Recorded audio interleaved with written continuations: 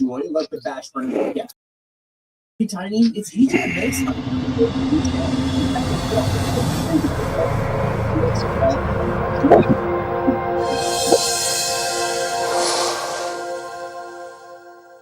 Happens when he's wearing gloves. From the Bodyguard LTM, every skin gets a pair of gloves, and when it comes to Midas, it's gold touch. What it do, chat? What it do, chat? Welcome to today's episode.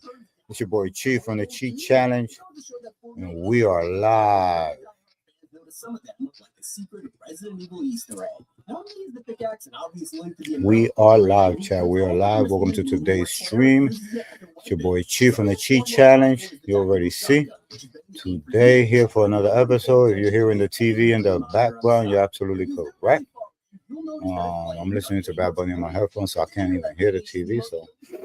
But we are using the new Sony digital cam, so we will have a better resolution.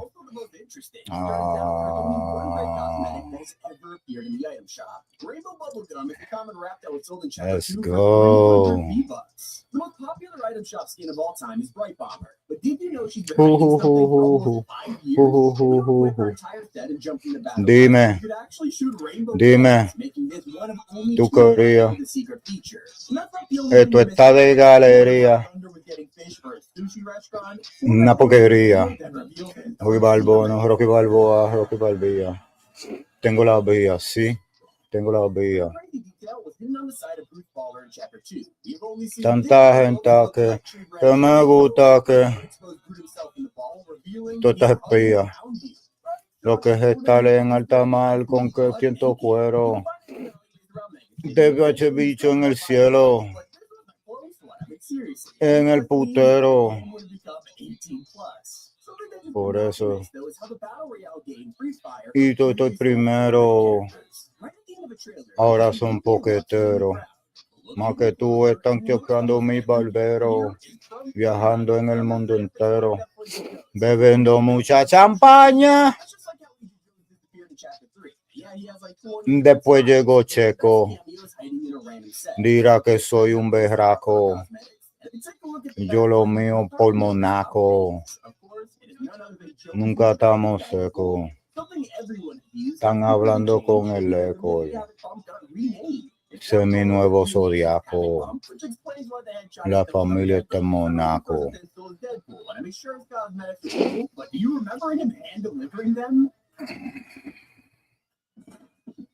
When we had 3D Battle Pass lobbies, Deadpool was hiding in the bathroom. You access his computer. There was a secret Steam mini game where you ran from evil beauties. They then also felt cornered. Son más rápido en persona. Sofía Vergara es linda, pero es más linda persona. Tú no me impresionas. Después de Messi y Maradona, usted no te conocen ni en tu barrio. What it do, Hannah? Welcome to today's stream. Today we're testing out a new cam. Hey, look at the show. Look at that. Look at the love. Show love. Everybody smash that like button, man. Smash that like button, man. We are 19 deep. Shouts to Hannah. What it do, Hannah? What it do, Hannah? Let's go. We are live, chat. Hey, thank you so much for the hearts. Loving you, loving that. Peace, God. Let's go. Look at that. Look like 6ix9ine's fronts. It look like the teeth in 6ix9ine's mouth, right? Loving you. Thank you so much, Hannah. You already know we live today. We're gonna be watching some videos, playing some Fortnite. If you guys into that Fortnite vibe, we live today, baby. We're playing some Fortnite. If you're not subscribed, feel free to subscribe. This is the whole setup, and this is your personal camera right here. Let's go. So we lit. Thank you, Hannah, for the comments. We appreciate you over here. Let's go. Están hablando con el eco. Ese es mi nuevo zodiaco. La familia está en Monaco. bottom, it'll show red and blue. And this left people disappointed because it's not like Let's on a see what featured we're image. doing. Luckily, I fixed All it, right, and first and the foremost, I need to photo get now up shows and this. An accident they didn't fix with the hidden voice lines you weren't supposed to find. see what Hannah Zero says. prices then, and this is where the Foundation drops an F-bomb. I need to start the containment process. So sorry, but I have to go. See you later. Bye. Bye, Hannah. Thank you so much for all the love. Appreciate you. Appreciate you for the comments. Thank you for taking time out to drop a comment in the comment box. We appreciate you. Thank you so much. Have a beautiful day. Everybody, let's get it with it. You already know. Y nos vamos al Vaticano. Mano. No, bueno, una diablo me encontré. El alma yo no se lo compré. Vámonos los tres. Vámonos los tres. Aunque te amo, yo no sé, tú eres, yo no sé. Perdóname porque otra vez pequé. Yo lo sé. Oops, that was crazy. Perdóname porque llegué yo.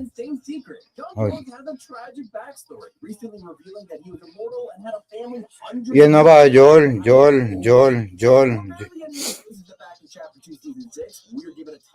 si yo todo lo he hecho. Ya yo todo lo he hecho.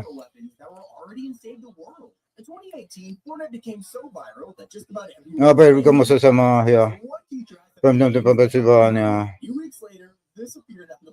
No te molestes.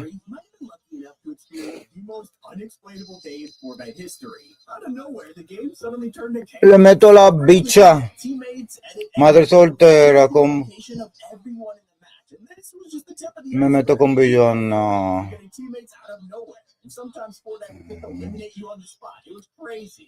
¿Es por qué no, chicha? Yo no sé. Perdóname porque otra vez pequé. Yo lo sé, oh chinga. Yo lo sé. Perdóname. Pero yo no me inventé el sexo ni la marihuana. Y usted le pica. La mesera y lo que tú... De la yomica. Lo del pinky. Como winky winky. Pipí, como se de popó. Okay. I feel comfortable.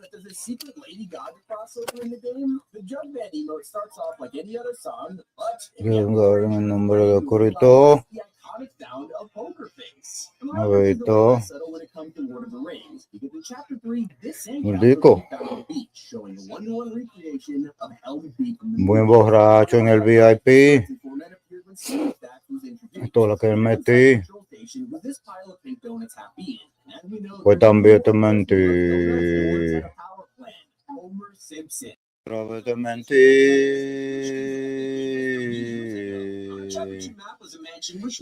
Como yo no sé, yo no sé. Some people thought it was a random Easter egg or even an homage to Noah. It actually turned out to be a warning for season 3's flood season, with a reference to the Egyptian Amazon. I know Epic teased us secretly, but this was just ridiculously clever.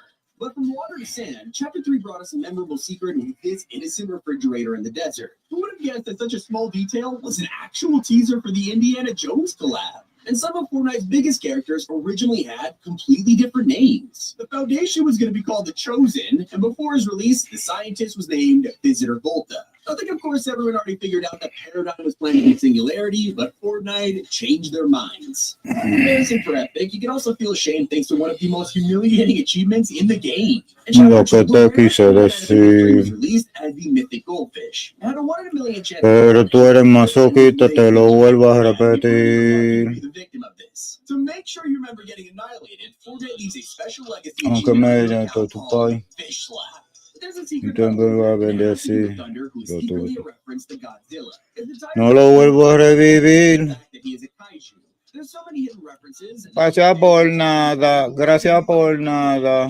Not only did they copy his Ni own bicho ni Prada. but he's ¿Qué even pasó, wrote papi? them to expect a dirt off the jacket because he's so obsessed with hygiene in the Y no me dé nada. man cake, more specifically his head. Gracias por nada. Ni bicho ni Prada. Una hija de putada. Not as interesting as Chapter 4's extra details that are insanely hard to spot. Wasn't until recently that Cypher pointed out a hidden secret in the series. There's a pink bonus glider as a reference to his wife. She gave it to him when they first met, and it's been on his microphone ever since. Now it's in Fortnite too. Speaking of detailed cosmetics, Skull Trooper set includes Ghost Portal, and it turns out this actually releases the spirits of other skins, like Rex, Bright Bomber, and Rust Lord.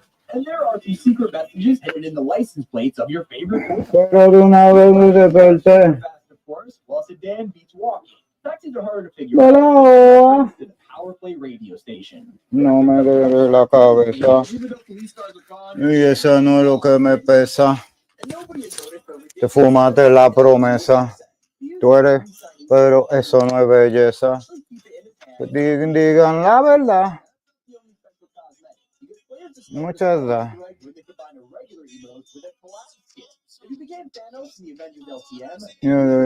Mudo para cansa. En la balanza. Pero en darme una confianza. Gracias por nada. Gracias por nada. Ni bicho ni Prada.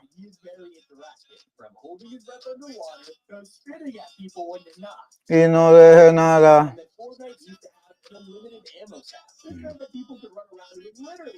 Ni bicho ni Prada.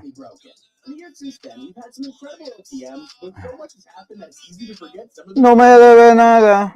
Games like Storm Chaser Surfing, where you pulse each other into the storm, or Tank Battle that gave everyone way too much help, and of course, Floor is Lava. Nowadays, none of these ever return, and we are stuck with solid gold 24/7. While you're spending eternity waiting for them, grab a snack with the Toasty Roast Emo. Turns out, if you hold them over the fire for long enough, the marshmallows burn out and need to be replaced. One of the greatest stories in Cabrón, yo soy como un Frenchy. Yo no compro Hershey. Mucho Dior, Gucci. Mucho Givenchy. Cabrón, estoy burlado. Burlado, ja, ja, ja. Yo estoy burlado. No tengo nadie al lado. Como Tito campoteado. Perico ripiado. Burlado, ja, ja, ja. Yo estoy burlado. Pero de mi amigo tan apretado. Como Tintón campoteado. ¿Quién es Bad Bunny? ¿Quién es Baby? Ahora ando en la G-Wagon Azul Navy con la Baby. Messi. ¿Quién es la cabra? Ya no es Tom Brady. La ganga latino son un par de cabrones que aún no me creen. Yo voy a todo lado, bro. Ya me acostumbré.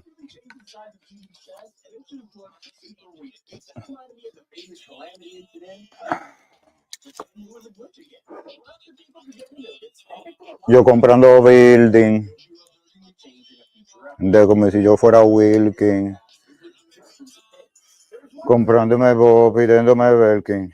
En el Totó tiene piercing. No lo dicen. Estamos ofici. Yo mando un nene de Nisi. Para mí es fácil, yo estoy burlado. Burlado, ja, ja, ja. Yo estoy burlado. No tengo nadie al lado. Como Tintón campoteado. Perico ripiado. Burlado, ja, ja, ja. Yo estoy burlado. No estoy burlado. Cuando estaba pelado.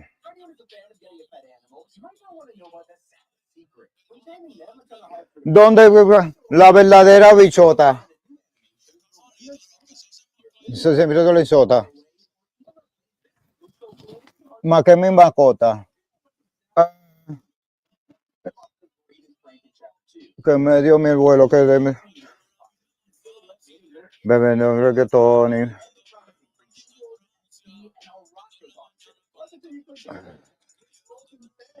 gracias. Pachurri, Padori, Pandino. Que está en mi camino. ¿Quién tiene Grammy? El que tiene Grammy no tiene Billboard. Mira mi trophy case, como lo combino. Tommy con Boston Pino, como los violines. Se termina. Ponme los créditos. Sí.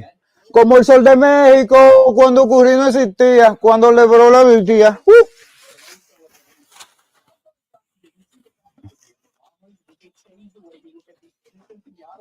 Del macabrón que le mete en el estudio con Beto y Cochete. Ahora son los cheques.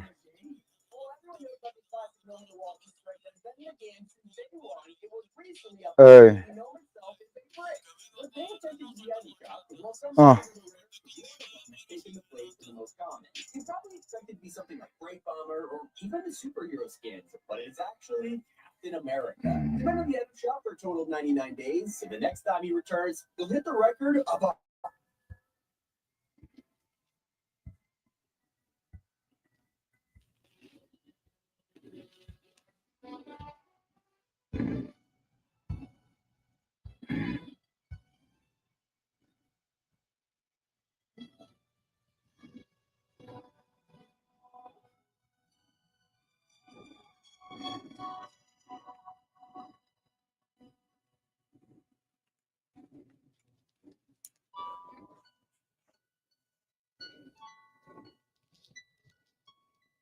What it do, chat? Welcome to today's live. It's your boy Chief from the Cheat Challenge. Va a acabar, ojalá que sea pronto. Y me hago el tonto. Por ejemplo. Porque lo siento. Wow. Pero no sé por qué. Y yo no me doy ni cuenta. Mientras tú comentas.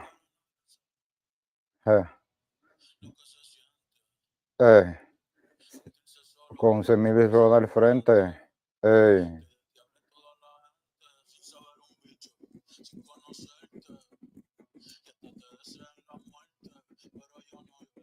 Buena suerte.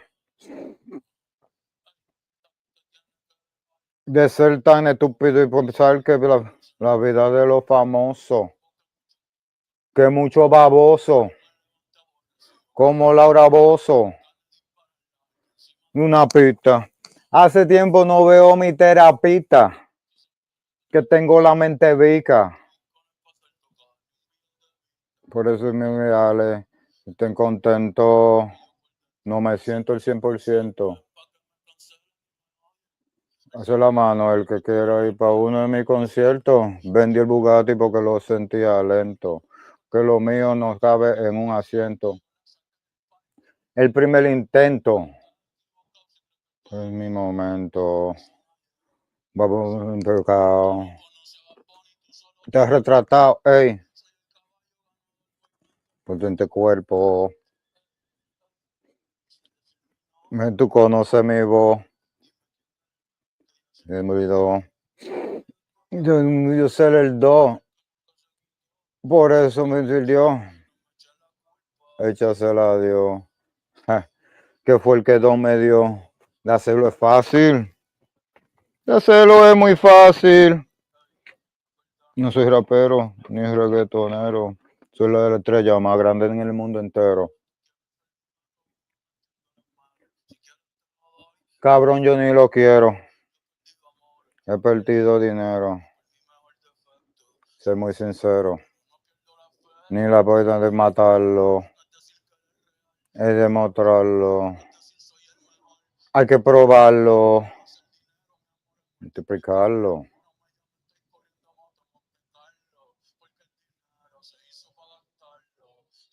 No la carne da decline. Siempre he sido AI. Lo que mejor es all time. Te dejamos volar. Haciendo story time.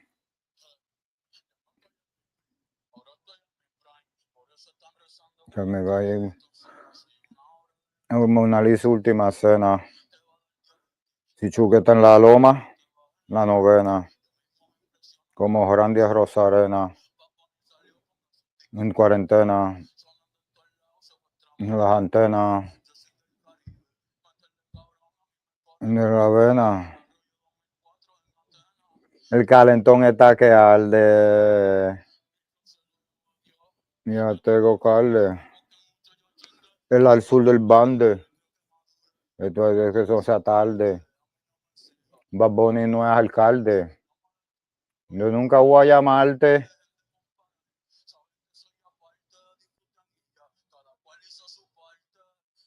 Yo no soy Daddy Yankee. Yo no soy Don Omar. Yo soy Bad Bunny, mamá bicho. Yo no soy normal.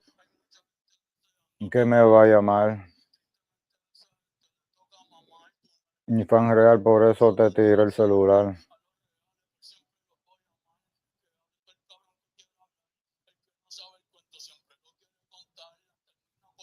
Con la R suena mal.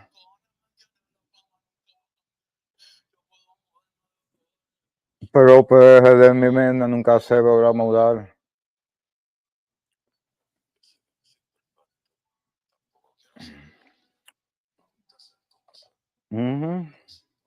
A veces malo.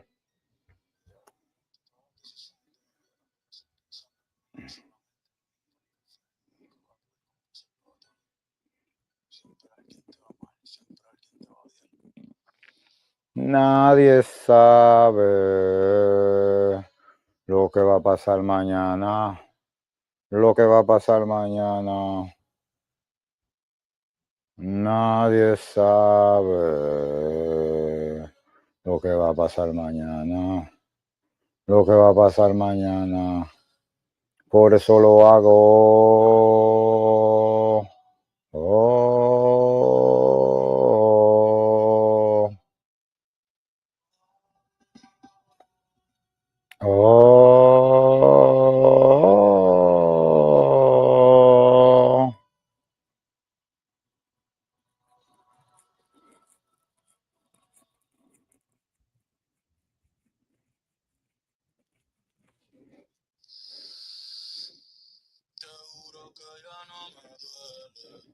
No me duele. Yo llego a la disco y de una se enciende.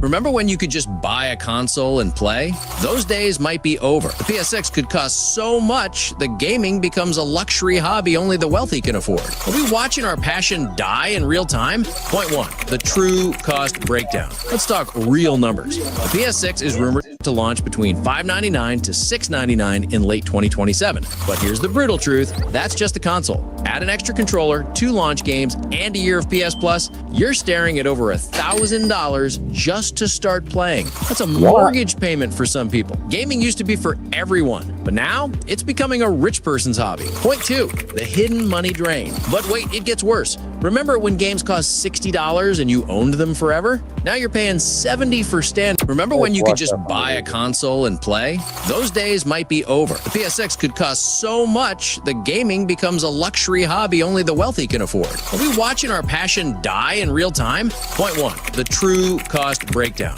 Let's talk real numbers. The PS6 is rumored to launch between $599 to $699 in late 2027. But here's the brutal truth, that's just the console. Add an extra controller, 2 launch games, and a year of PS Plus, you're staring at over $1,000 just to start playing. That's a mortgage payment for some people. Gaming used to be for everyone, but now it's becoming a rich person's hobby. Point 2, the hidden money drain. But wait, it gets worse. Remember when games cost $60 and you owned them forever? Now you're paying $70 for standard, $100 for deluxe, plus battle passes, plus cosmetics, plus subscriptions. You're not buying games anymore. You're renting access to your own hobby. The average gamer spends over $500 per year just on games and services. That's insane. Point 3. Who gets left behind? Here's the scary part. Sony might not even care if casual players can't afford it. They'd rather have fewer, wealthier customers than lower prices for everyone. This could push millions towards cloud gaming or force them out of gaming entirely. Kids who grew up dreaming of PlayStation, they might never afford one. This isn't just about price, it's about access to the culture we love. So here's the question. Will you still be able to afford gaming in 2027? Or are we watching PlayStation price out an entire generation? Drop your thoughts below. Is the PS6 the breaking point? And subscribe to GameStation because we're tracking every move Sony makes with your wallet. Remember when you could just buy a console and play? Those days might be over. The PS6 could cost so much, the gaming becomes a luxury hobby only the wealthy can afford. Are we watching our passion die in real time? Point 1. The true cost breakdown. Let's talk real numbers. The PS6 is rumored to launch between $599 to $699 in late 2027. But here's the brutal truth. That's just the console. Add an extra controller, 2 launch games, and a year of PS Plus, you're staring at over $1,000 just to start playing. That's a mortgage payment for some people. Gaming used to be for everyone, but now it's becoming a rich person's hobby. Point 2, the hidden money drain. But wait, it gets worse. Remember when games cost $60 and you owned them forever? Now you're paying $70 for standard, $100 for deluxe, plus battle passes, plus cosmetics, plus subscriptions. You're not buying games anymore. You're renting access to your own hobby. The average gamer spends over $500 per year just on games and services. That's insane. Point 3. Who gets left behind? Here's the scary part. Sony might not even care if casual players can't afford it. They'd rather have fewer, wealthier customers than lower prices for everyone. This could push millions towards cloud gaming or force them out of gaming entirely. Kids who grew up dreaming of PlayStation, they might never afford one. This isn't just about price, it's about access to the culture we love. So here's the question. Will you still be able to afford gaming in 2027? Or are we watching PlayStation price out an entire generation? Drop your thoughts below. Is the PS6 the breaking point? And subscribe to GameStation because we're tracking every move Sony makes with your wallet. Remember when you could just buy a console and play? Those days might be over. The PS6 could cost so much, the gaming becomes a luxury hobby only the wealthy can afford. Are we watching our passion die in real time? Point 1. The true cost breakdown. Let's talk real numbers. The PS6 is rumored to launch between $599 to $699 in late 2027. But here's the brutal truth. That's just the console. Add an extra controller, 2 launch games, and a year of PS Plus, you're staring at over $1,000 just to start playing. That's a mortgage payment for some people. Gaming used to be for everyone, but now it's becoming a rich person's hobby. Point 2, the hidden money drain. But wait, it gets worse. Remember when games cost $60 and you owned them forever? Now you're paying $70 for standard, $100 for deluxe, plus battle passes, plus cosmetics, plus subscriptions. You're not buying games anymore. You're renting access to your own hobby. The average gamer spends over $500 per year just on games and services. That's insane. Point 3, who gets left behind? Here's the scary part. Sony might not even care if casual players can't afford it. They'd rather have fewer, wealthier customers than lower prices for everyone. This could push millions towards cloud gaming or force them out of gaming entirely. Kids who grew up dreaming of PlayStation, they might never afford one. This isn't just about price, it's about access to the culture we love. So here's the question. Will you still be able to afford gaming in 2027? Or are we watching PlayStation price out an entire generation? Drop your thoughts below. Is the PS6 the breaking point? And subscribe to GameStation because we're tracking every move Sony makes with your wallet. Remember when you could just buy a console and play? Those days might be over. The PS6 could cost so much, the gaming becomes a luxury hobby only the wealthy can afford. Are we watching our passion die in real time? Point 1, the true cost breakdown. Let's talk real numbers. The PS6 is rumored to launch between $599 to $699 in late 2027. But here's the brutal truth. That's just the console. Add an extra controller, 2 launch games, and a year of PS Plus, you're staring at over $1,000 just to to start playing. That's a mortgage payment for some people. Gaming used to be for everyone, but now it's becoming a rich person's hobby. Point 2, the hidden money drain. But wait, it gets worse. Remember when games cost $60 and you owned them forever? Now you're paying $70 for standard, $100 for deluxe, plus battle passes, plus cosmetics, plus subscriptions. You're not buying games anymore. You're renting access to your own hobby. The average gamer spends over $500 per year just on games and services. That's insane. Point 3, who gets left behind? Here's the scary part. Sony might not even care if casual players can't afford it. They'd rather have fewer, wealthier customers than lower prices for everyone. This could push millions towards cloud gaming or force them out of gaming entirely. Kids who grew up dreaming of PlayStation, they might never afford one. This isn't just about price, it's about access to the culture we love. So here's the question. Will you still be able to afford gaming in 2027? Or are we watching PlayStation price out an entire generation? Drop your thoughts below. Is the PS6 the breaking point? And subscribe to GameStation because we're tracking every move Sony makes with your wallet. Remember when you could just buy a console and play?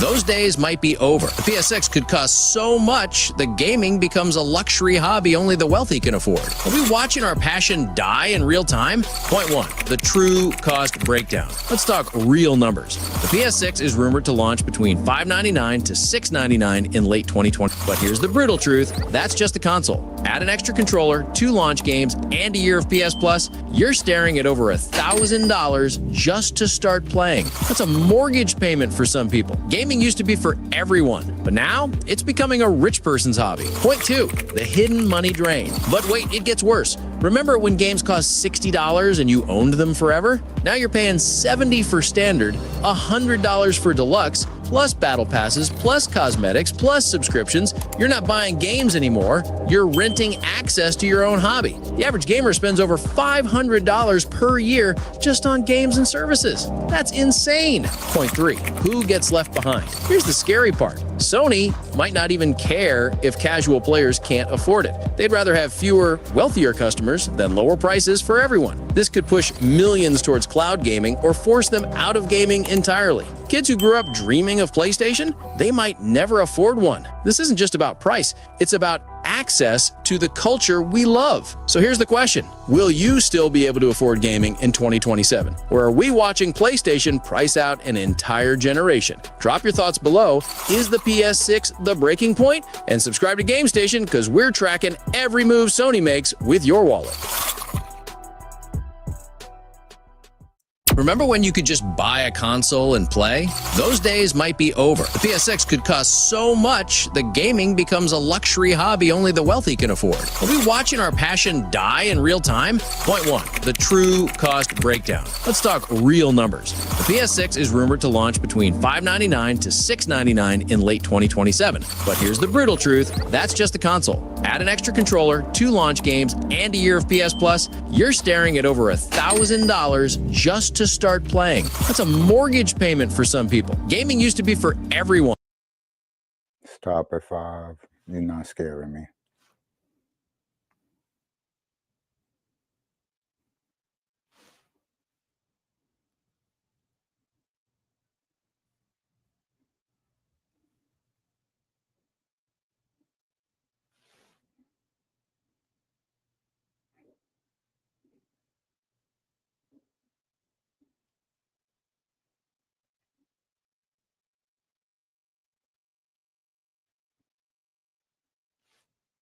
Tired of having to stream in 720p in StreamYard or having to pay more to get 1080p quality?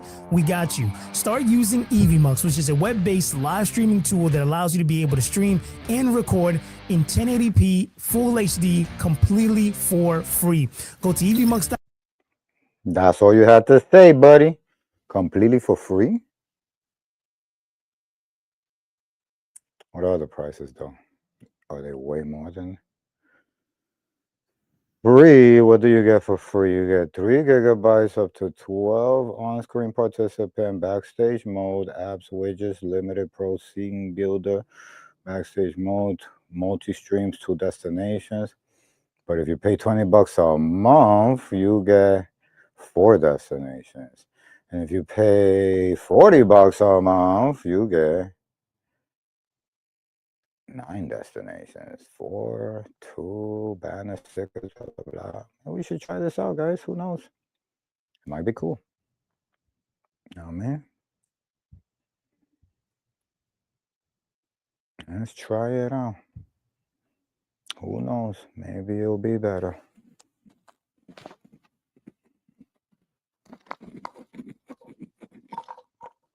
Let's see what happens here. Because yeah, 720. We're streaming at 720 right now. That shit is killing me. Oh, let's go ahead and project name the Chi Challenge. Gaming. Let's do reacts first. Let's just do the Chi Challenge. Let's see what happens here. Let's see the Z. Let's put this. No, let's do this. Oh, what on this side? Copy. Okay. Oh, it's the same thing as StreamYard. It's just they're not fucking trying to beat you in the head. Might even be StreamYard themselves. Who knows?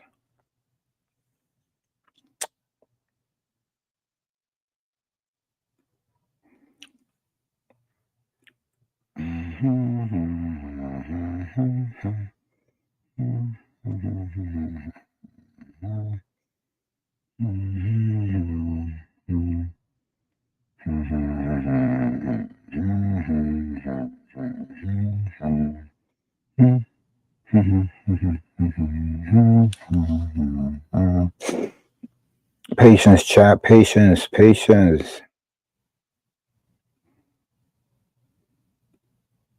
There we go. Background in. I have a green screen.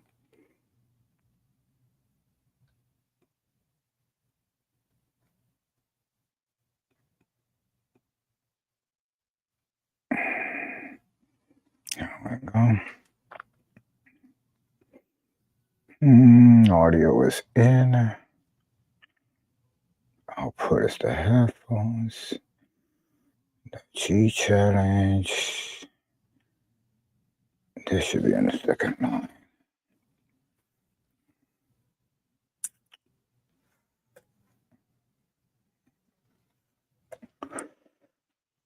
Okay. Buddha. Chi.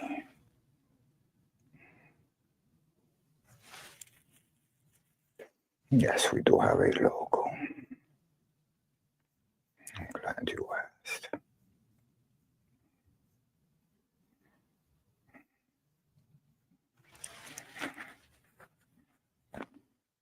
Here we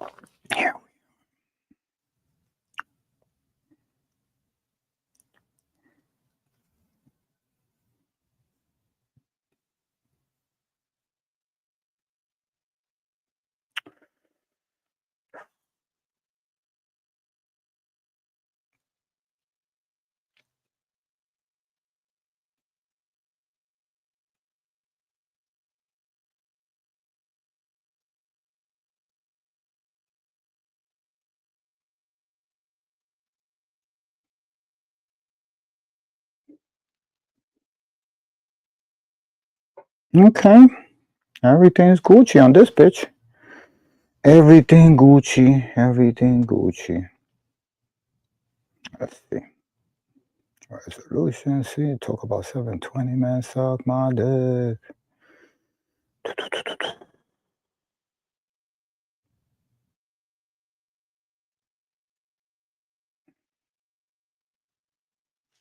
Okay. Now we're ready. Okay. Let's go into the studio. I like. This is kind of like manage your live stream. Let's share it with the chat. Manage your live stream on the fly without needing to prepare everything ahead of time. Easily add or remove stage, switch between different predefined layouts, customize your stream with logos and everything. Next. That's for that part, dynamic scenes. Then add a, hold on, let me see. That was the add dynamic scenes.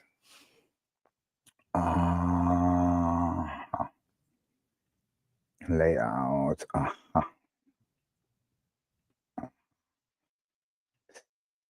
On the toolbar, you can easily mute and unmute. Same shit as it. Oh, layers include logo. Oh, nice. On pro scenes, add markers. Widgets. View count. I like the view count. Oh shit, we got view count on this shit? Yeah, no, this is way better. This is way better. It's only $20 a month. The other one was $20 a fucking week. Shit. Next. Unleash your creativity. Yeah, that's what I needed. Something that's like an OBS type of vibe. All right, let's go. Look at that. Look at that. That's beautiful, Chad. That's beautiful, Chad. That's beautiful, Chad. Oh, I'm so happy with this new. Look at that. A cheat challenge. Ooh, look at that. Custom. Oh, look at that. You can even do your own shit. And display my logo too. Wow. The size, make it a little bigger right there. Wow, this is way better.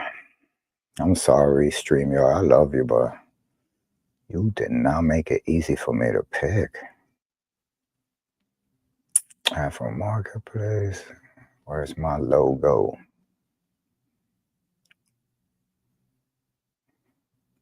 Okay, well, we have my logo up there.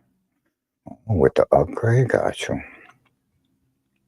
Can we add with the plan, got you. All right, so then what can we do that the other ones couldn't do? Let's see. So you could broadcast like these. Let's import a scene.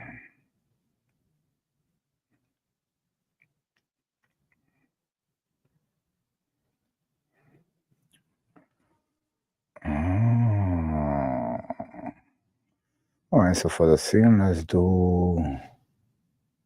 Let's just.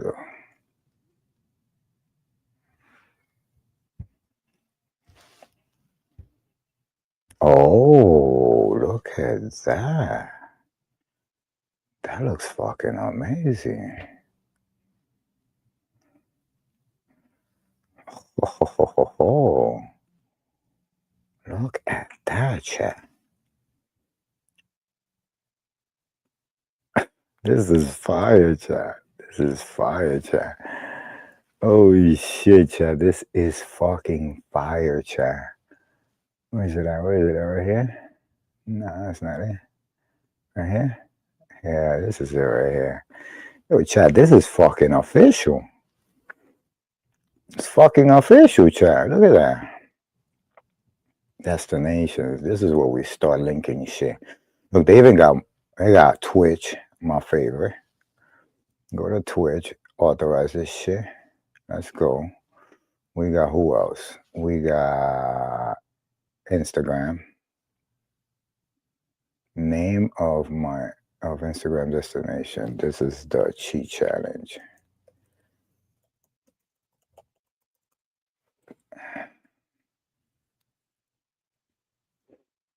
Oh, wait, hold up.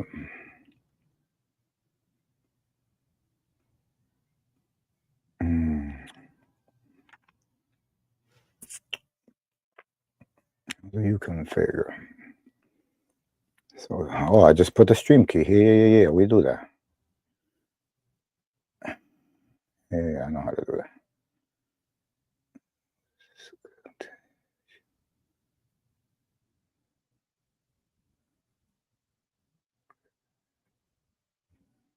Copy. Who else we got? We got YouTube. Who else we got? We got TikTok. Oh, okay. Relax. You want to check share? Check this one right here. And check this one. Oh wait, what? What's it say? Oh, okay. Let's do TikTok. They even got Kick. Bro, what are you talking about included in the current plan? Like, bro, I'm adding shit, bro. I'm just adding them for now, bro. Like, relax. I'm just adding them. Kick is jumping in there. Let's go. Who else we got? See, TikTok is playing games. Oh, TikTok is an added feature. Twitter X. Sign in. We're gonna do, I think, Chichi Forex. Where does that take me? Authorize the app. Oh, Chichi Mez with 3 Z's. Let's go. At least I got something on X. Amazon Live, Dcast, Vimeo, Telegram, Rumble, LinkedIn. LinkedIn. That's it. I mean, Facebook Live, of course. Let's go to a page. Let's do Facebook Live with our page. Yep, we need this page right here. Yes, sir. And then what else? I think we got another page too we could do. Yes, continue, please. And then we got, oh, see, that's what I'm saying. We got other pages like this one. Oh, no. I'm tripping, chat. I'm tripping. Let's do a group. Let's see if there's a group we could do. Oh, that's all feature. Profiles. Let's do profiles then.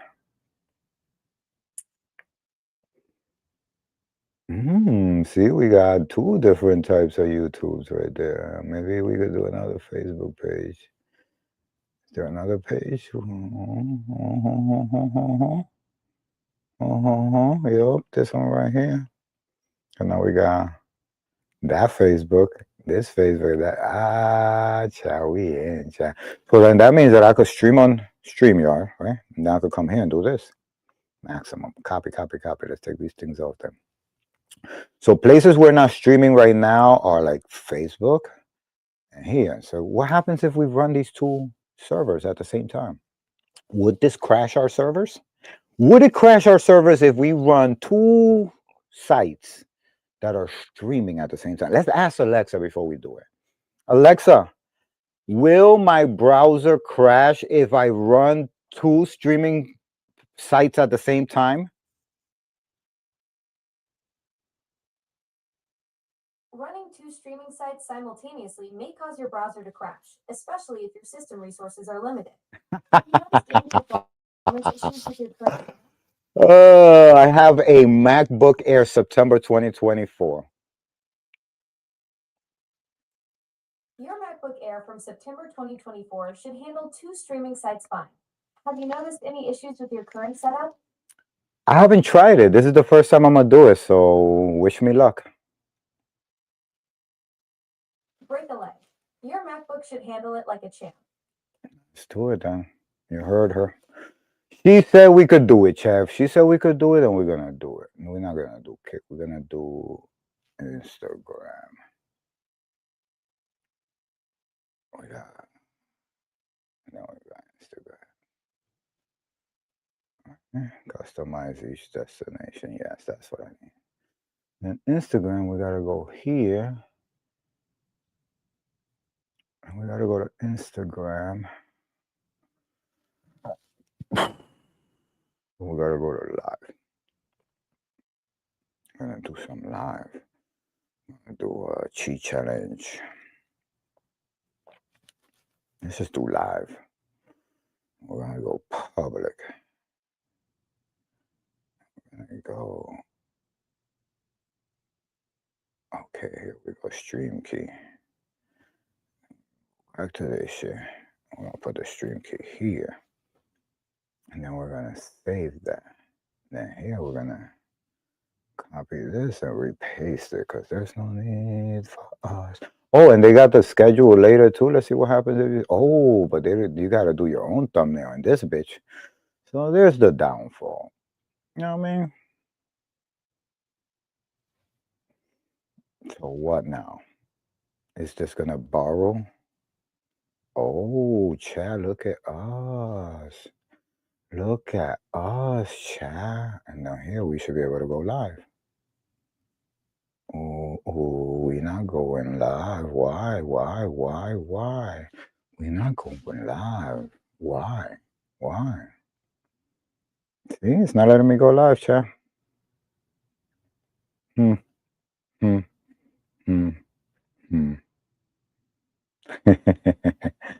I think we found the first failure to launch. All right, let's go back here. Oh, we haven't gone live yet. Are you guys ready? Are you ready? This might crash us. All right, let's look for another scene because I think that the crypto gives it gives a bad impression. Let's try not Christmassy. No, that's too small. Gradient podcast. Maybe this one right here looks pretty good. I like this one. See what this one looks like. Tech talk. See this one right here. I like this one a little more. What happens if I add a scene? But wait, I should be able to see my camera. Where's the camera?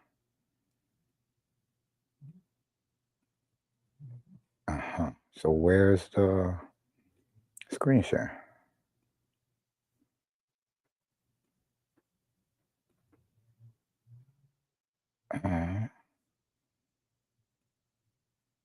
You see exactly. But if I do this one, I could see it. See what I'm saying? All right, I guess we're gonna be doing this one, chat. I don't know. I'm not too happy about the way this is going. Create a pro scene. Let's create it from this one here. All right, we're gonna grab this and put it here.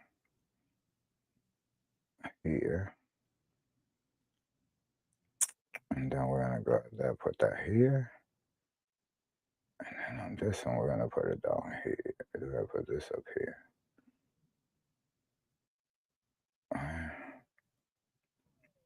What, puppy? And the chat, we're gonna put it down. We're gonna put it up here, the chat. Oh man, so people can see the chat. And then we're gonna grab me. This is the tech talk. Well, we can put that title up here. Right there. What is this anyway? Inverted text. Right there. Then this part right here. And then. And what about this? And then I'm gonna add an element here. Add a new layer. Let's put a TV. The web source. Where's the web source gonna be? Up here.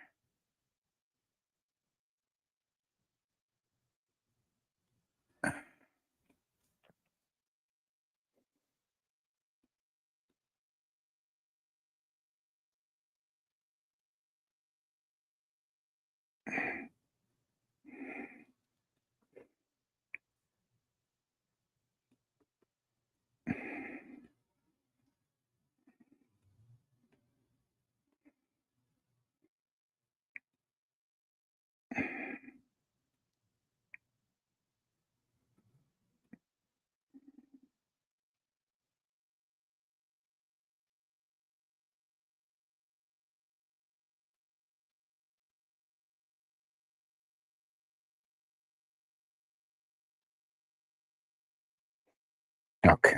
That's how it's gonna look. That's you.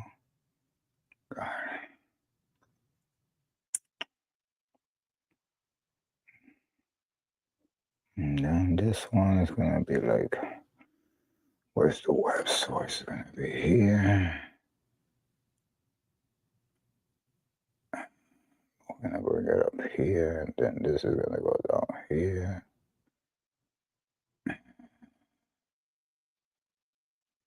And the chat box. Chat box is gonna be just this part right here.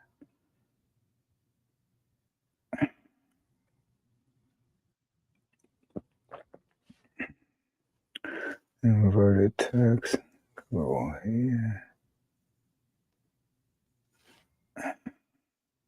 QR code can go here.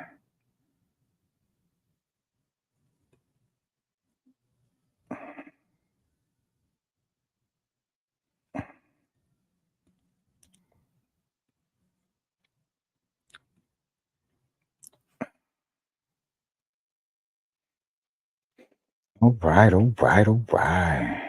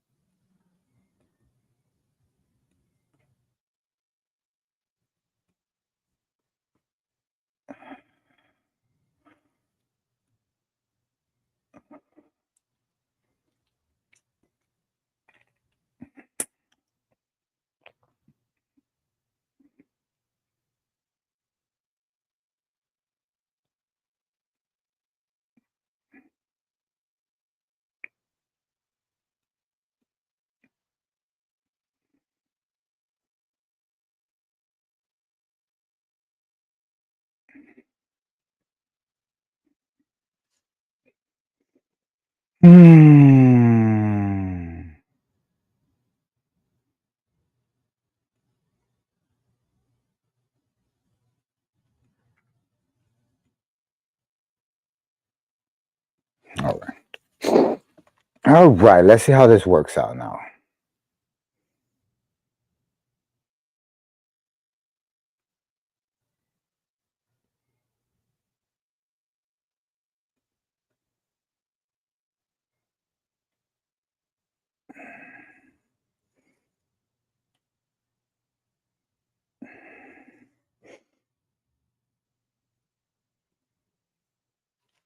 Okay, so let's see how this works.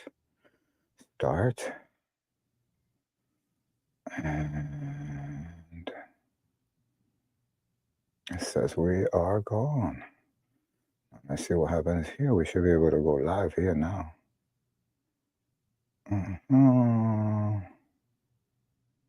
It's not going live. Chat, what is going on now? What is going on here? Problems.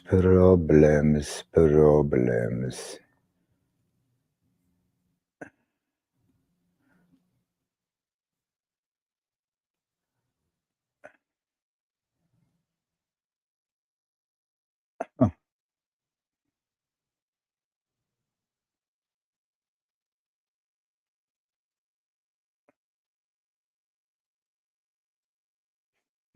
No way. No web source. That's not what I needed to add. Screen share is what I needed to add.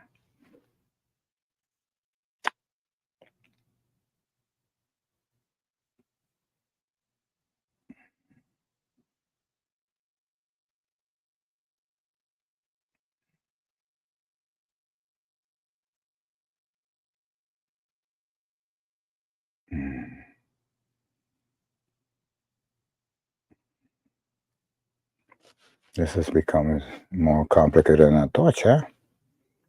All right, so how do we enter with a screen you're sharing? So we enter with a media share. And what the fuck is going on here?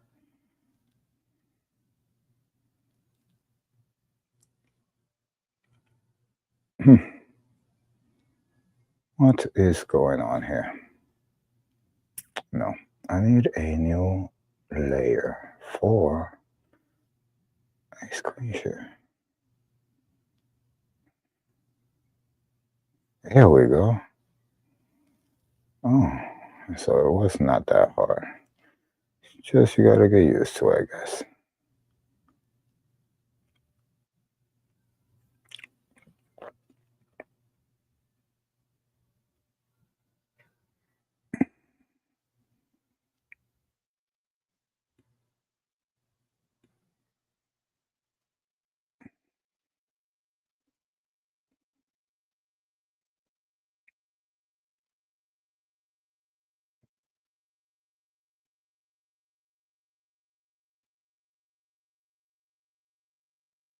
Kind of does the same thing. That's StreamYard. Kind of the same thing. Okay, so that happened. Now, now we're supposedly broadcasting. I still don't see it. Oh, yep, we're live on Instagram now. So yeah, there we go, chat. So if we do this, where is it? Right here. This is what? Oh, this is where we got it from.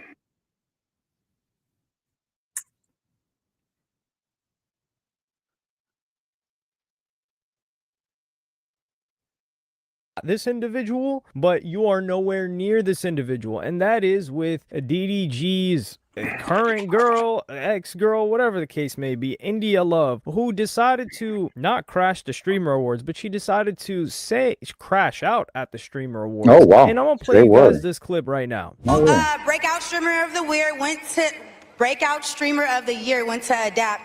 And congratulations, and we respect you for what you did. But Rakai should have won Breakout Streamer of the Year and DDG. I don't care what y'all say.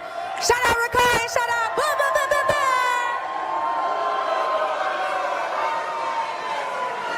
boom. So this chick thinks she's having her yay moment at the Taylor Swift MTV VMAs. She's going up on stage. That's exactly what she thought she was doing. But she's not even a streamer. Isn't she an OF girl? Don't nobody quote me.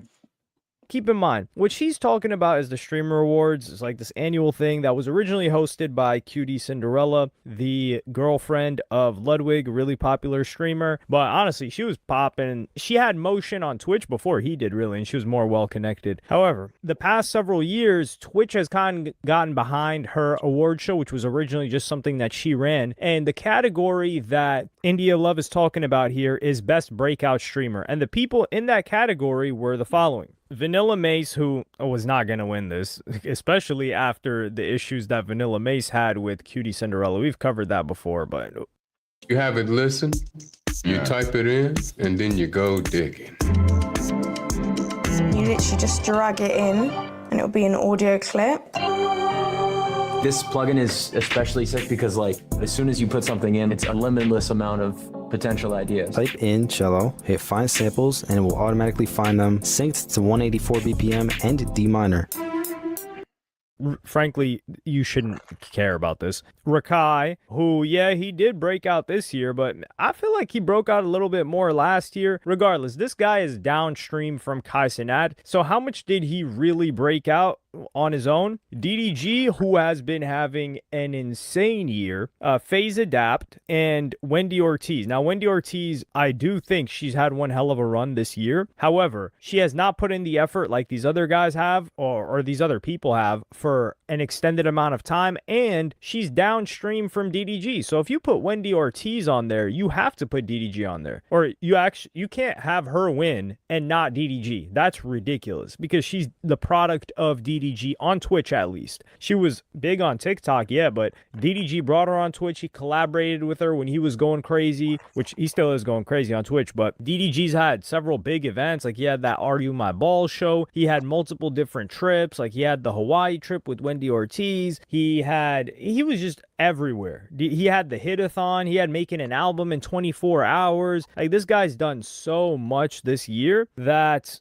frankly, I kind of agree with India Love that DDG should have won, but Rakai, why the hell should Rakai win? This guy was an accessory, not an accessory. He was a character on Mafiathon 3, which is one of the biggest events. Like, nobody that's, I don't want to say clout leeching because that's not the truth. This dude Rakai does work hard on stream, on his own stream, but he doesn't compare to a DDG or an Adapt. An Adapt, I think they're just more friends with an Adapt. And an Adapt has done a lot. You got to think, Adapt is having a renaissance of his career. Like, he was a YouTuber for the majority of his career, and then he switched to streaming, and he survived several, maybe damn near a dozen iterations of FaZe Clan to get to the point now where he is just as relevant, because people care a lot about that, and you have to care about being relevant if you're an entertainer like Adapt. He's just as relevant now as he was back then, which is very, very impressive. He's done a lot as well this year. Now, if we're talking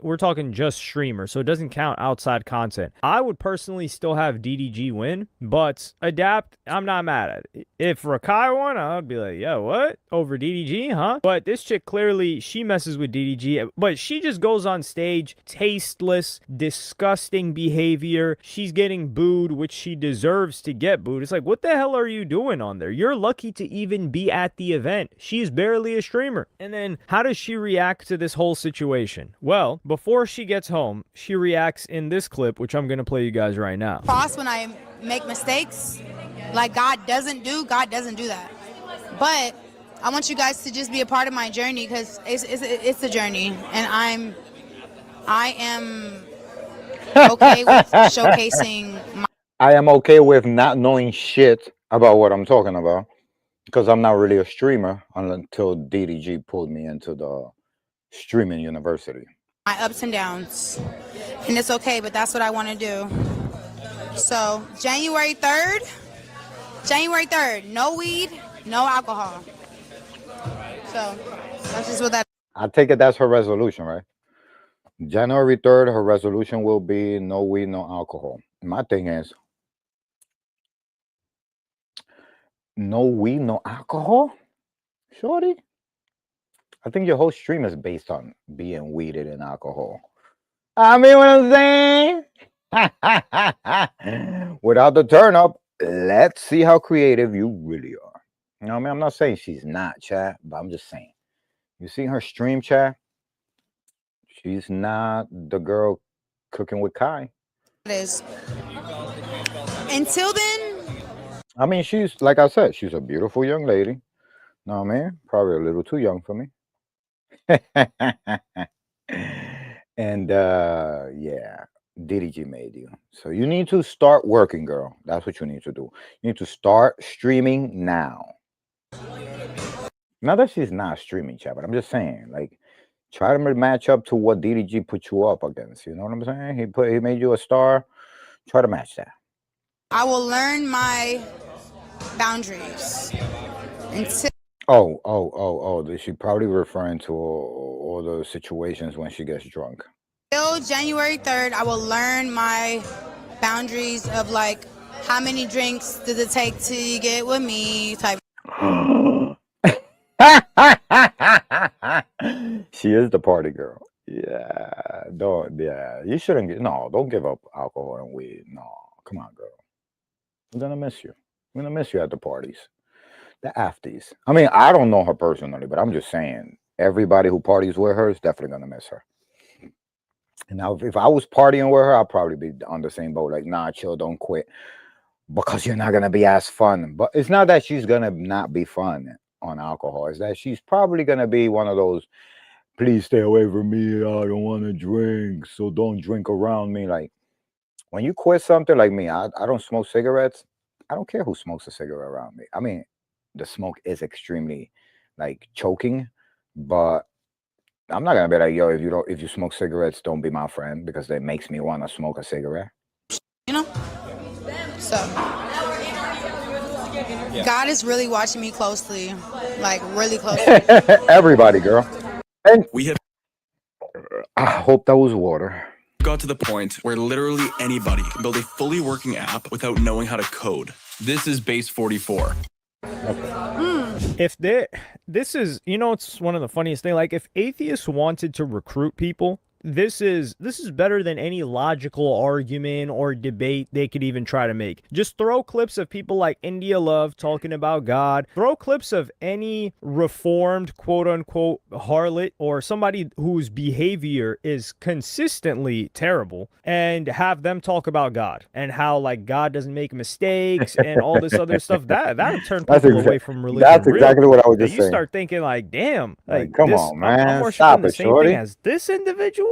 This Shorty, individual was stop let it, into the shorty. fold with me. Damn, I might have to start reconsidering. Did I get What it the in? hell is this? Or We did gotta I have some miss? standards before getting up in here. So India Love here is talking about God doesn't make mistakes. You are making mistakes. What are you talking? Please leave Right. God out of these Why are conversations. you blaming God for Like, your that's actions? that's the best thing that you can do. Leave God out of these conversations. And then she's talking about mistakes. She's 30 years old. Is she 30 years old yet? Yeah, she's she's 29. 29, 30. That's it. She's going to be 30 in a couple of months. And it's not the fact that she's just 30, right? It's the fact that she has been in entertainment and in the limelight for over a decade. So she's had 12 years to learn how to behave. It's not like we take a random 29-year-old woman who's been, let's just say, like a nurse, right, her entire adult life, and then we throw her into entertainment, and then, maybe she's getting a little bit drunk, she's just messing up. No, because by 29, if a girl drinks, she knows when not to drink too much and when to behave like this. Also, if they get drunk, they probably, I think it's depending on who, because people react to liquor differently. But if this happens to someone new, then you can say, oh, okay, this person's new, they don't really know how to act. But going up on stage and saying something like that, like, this is wrong behavior. You can't excuse this in any type of context. And she's talking about, yeah, I'm trying to get better. Oh, we just saw her like several weeks ago doing the same thing, talking about when she was with one of her friends or something, and she was like, oh yeah, I was just drinking a little bit too much. Like, you're still down in the liquor like that? Like, come on. You could have left that. And India Love was not someone that started drinking once she turned 21. She was hitting the bottle before that. She was doing club hostings at like 18. Come on now. You're telling me she wasn't down in any drink? And what's the funniest part about this? She says... It's like the diet starts tomorrow meme. January 3rd. So she's still got about a month, yo. 4 weeks before she stops. I mean, she could get lit all the time, yo. So let me hit up India. Yo, India. She's going to learn This from the her Cheat Challenge. Hit me up, girl. Also, she looks like you already know we're going to do an episode. Get lit before January 1st. It's like a completely different person from January here than 1st, from her girl. stream, We're trying to not. I think here's you know where she looks the most different in this clip. But yeah, she's talking about, I need to learn my boundaries. She's been drinking for a decade. There are no boundaries that are going to be learned. If you know India Love, let her know. On some non-sexual friendship shit, we got to get drunk. We got to get drunk. Bottles on me. Big Don Julio. Know what I mean? She could bring DDG with her. You know what I mean? I'll bring a female friend. We got to stream, get lit, talk all about your resolution. So anybody know India, tag her to this shit right here. Here, like, she needs to put the bottle. Because if she's gonna quit drinking and smoking, I want to chill with the India that drinks and smoke. That's the one I've been watching the whole time. That's the fun one. That's the one I want to hang out with. Down, or she needs to stay home. Like, this is a lesson to anybody. Do not invite India Love out to an event where you want people to behave themselves and not be loud, rude, callous, insensitive, put themselves in the middle of everything. And if God is watching you closely, I did think about doing a podcast. Honestly, God is we not do have God a podcast. All of these episodes go on a that's podcast, so you already know. And then, so this is like just such a gross reply to something that just happened. No apology, just all about herself. Keep in mind, doesn't apologize to Adapt or Cutie Cinderella here. Like, you're taking away the guy's accomplishment. But after getting more and more and more hate, she hops on her own stream, and then she realizes, guys, don't hate her. I don't think she realized. She just got a ton more hate. She's like, okay, I gotta quell this down, and I'm gonna play you guys this clip right now. It's been like 5 years, and then y'all talk about her. To QT. Don't apologize. QT. Fuck everybody. Don't apologize, girl. You did it already. What I did, first of all, I appreciate that you inviting me, and there's no excuse for my behavior. It was very distasteful. Never mind. It was very like I keep saying, unnecessary. It was my Baby, you okay? initial emotion response, and Little boy. I had no business being 3540. on that stage. You know, as a person and who I am as a person, and I have to stop disappointing Y'all myself by making India repeating cry? mistakes and Yo, keep you sons repeating of bitches. a cycle that's obviously not good for me. And No, no, no, no, no, no, no. You guys made India cry? You sons of bitches. How dare you? No, India, you did not need to apologize for having your Kanye moment. Not even Kanye apologized for having his Kanye moment because everybody does that. Even old dirty bastard did that before Kanye did Kanye on Taylor Swift. Old dirty bastard did Kanye to Diddy. Okay? So no. Don't apologize. One. And two,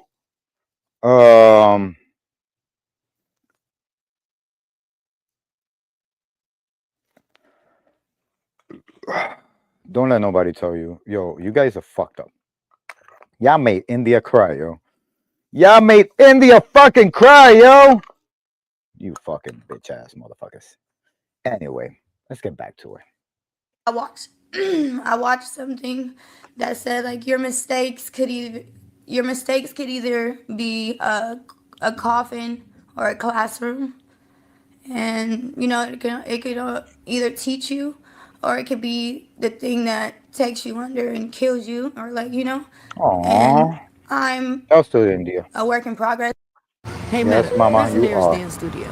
We In all 500 agree. yards, turn right. You sons of bitches made her cry. I cannot Okay, if believe there's you. one AI site builder you need to meet, it's this dope tech from Wix. Every day, and I have to understand what I did to the Twitch CEO, to just everybody. Just it was just so Wow, the Twitch distasteful, and CEOs got involved in it's this not bullshit? who I You am or what I fucking should have sons did of at all. bitches. I know what I have to do moving forward.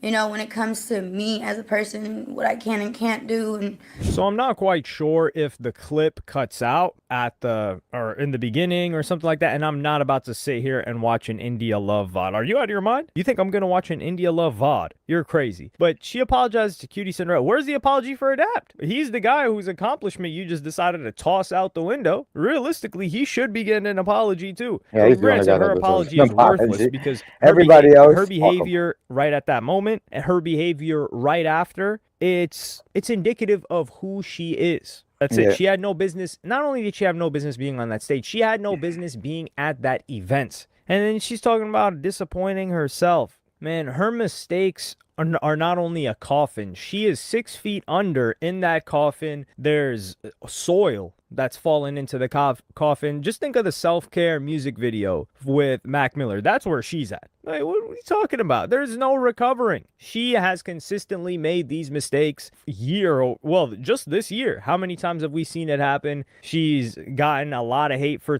behavior like that at DDG's show, where a lot of his fans felt like she was ruining the environment and the experience, and a lot of the girls on that show felt like she was just being grimy with them as well. And then there was the incident a couple of weeks ago where she embarrassed DDG with her behavior. So frankly, India Love is a certain type of individual where, yeah, she's going to get lit. She's going to get turned up. And if you want that, like if you want her on a yacht stream, that makes sense. If you want her at a club, that makes sense. If you want her loud and entertaining and you want her, throwing her behind, that makes sense. But if you want her to sit down, smile, and just, behave like everybody else at a professional event, or not just a professional event, but to behave with some manners and dignity, you've sent her to the wrong place, especially when she's constantly hitting that bottle. So no, she will. If I were, we need to hit. We need her on a prediction market, right? There's no cap that there's girls that just be like that.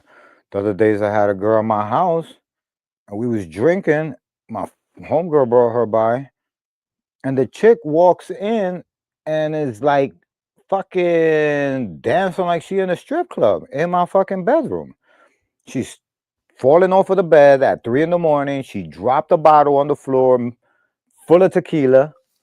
This bottle right here, as a matter of fact, she dropped this bottle on the floor at 3 in the morning, right? And then when I told her about herself, because she thought that was her bottle and she was trying to put it in her bag, and I'm like, yo, shorty, that's my bottle.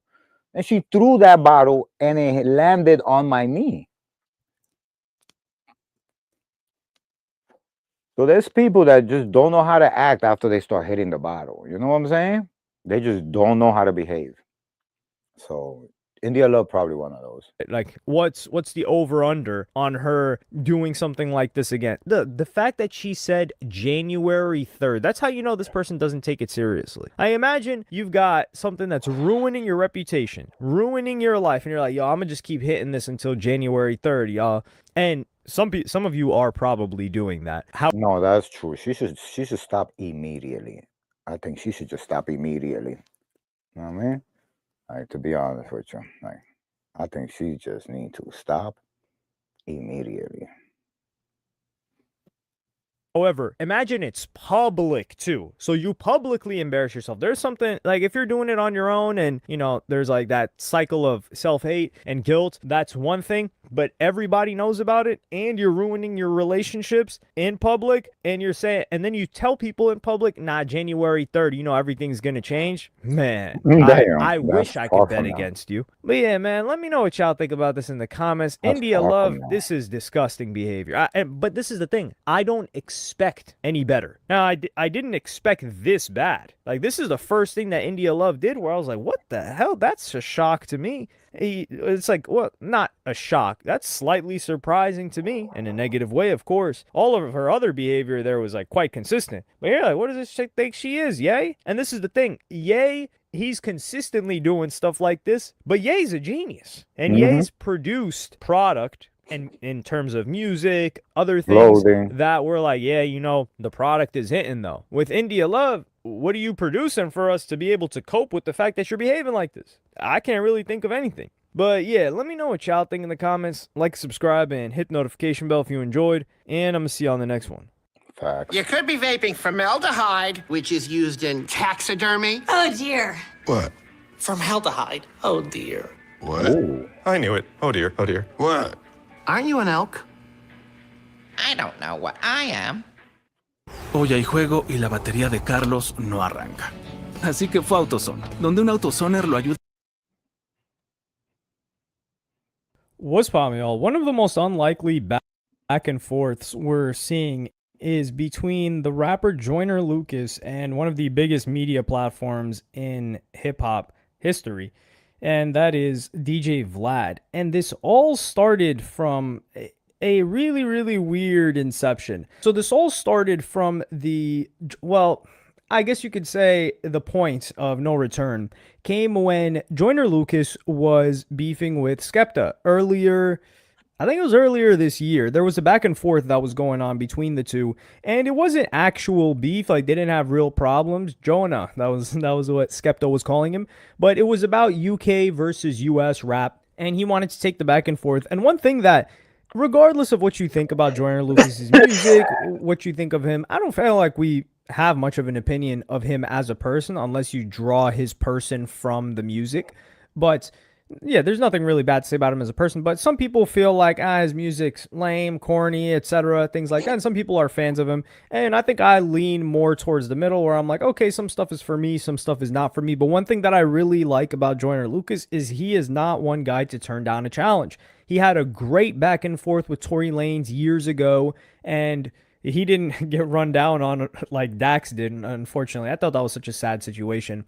I thought that was wrong of Tory, but he also came at Skepta, and he's always willing to go back and forth with anybody. So when he was going back and forth with Skepta, he posted on his Twitter, he reposted a clip of an interview that Vlad did with Aries Spears. Now, so it's a clip, and then he just used that of Aries Spears, the comedian, making fun of UK rappers, them being non-threatening, the music, etc. It's jokes, but like I said, there's truth in almost every joke. And especially with Americans, most Americans, especially American rap fans, feel the same way that Aries Spears did, which is like, man, I'm not trying to hear that accent. Like, even an accent, they won't even want to hear the same language, just in a different accent. And that's always something that I gave credit to UK rappers for, is not rapping in an American accent. Because most singers, like, you look at One Direction, you look at Harry Styles, you look at Adele, you look at a lot of other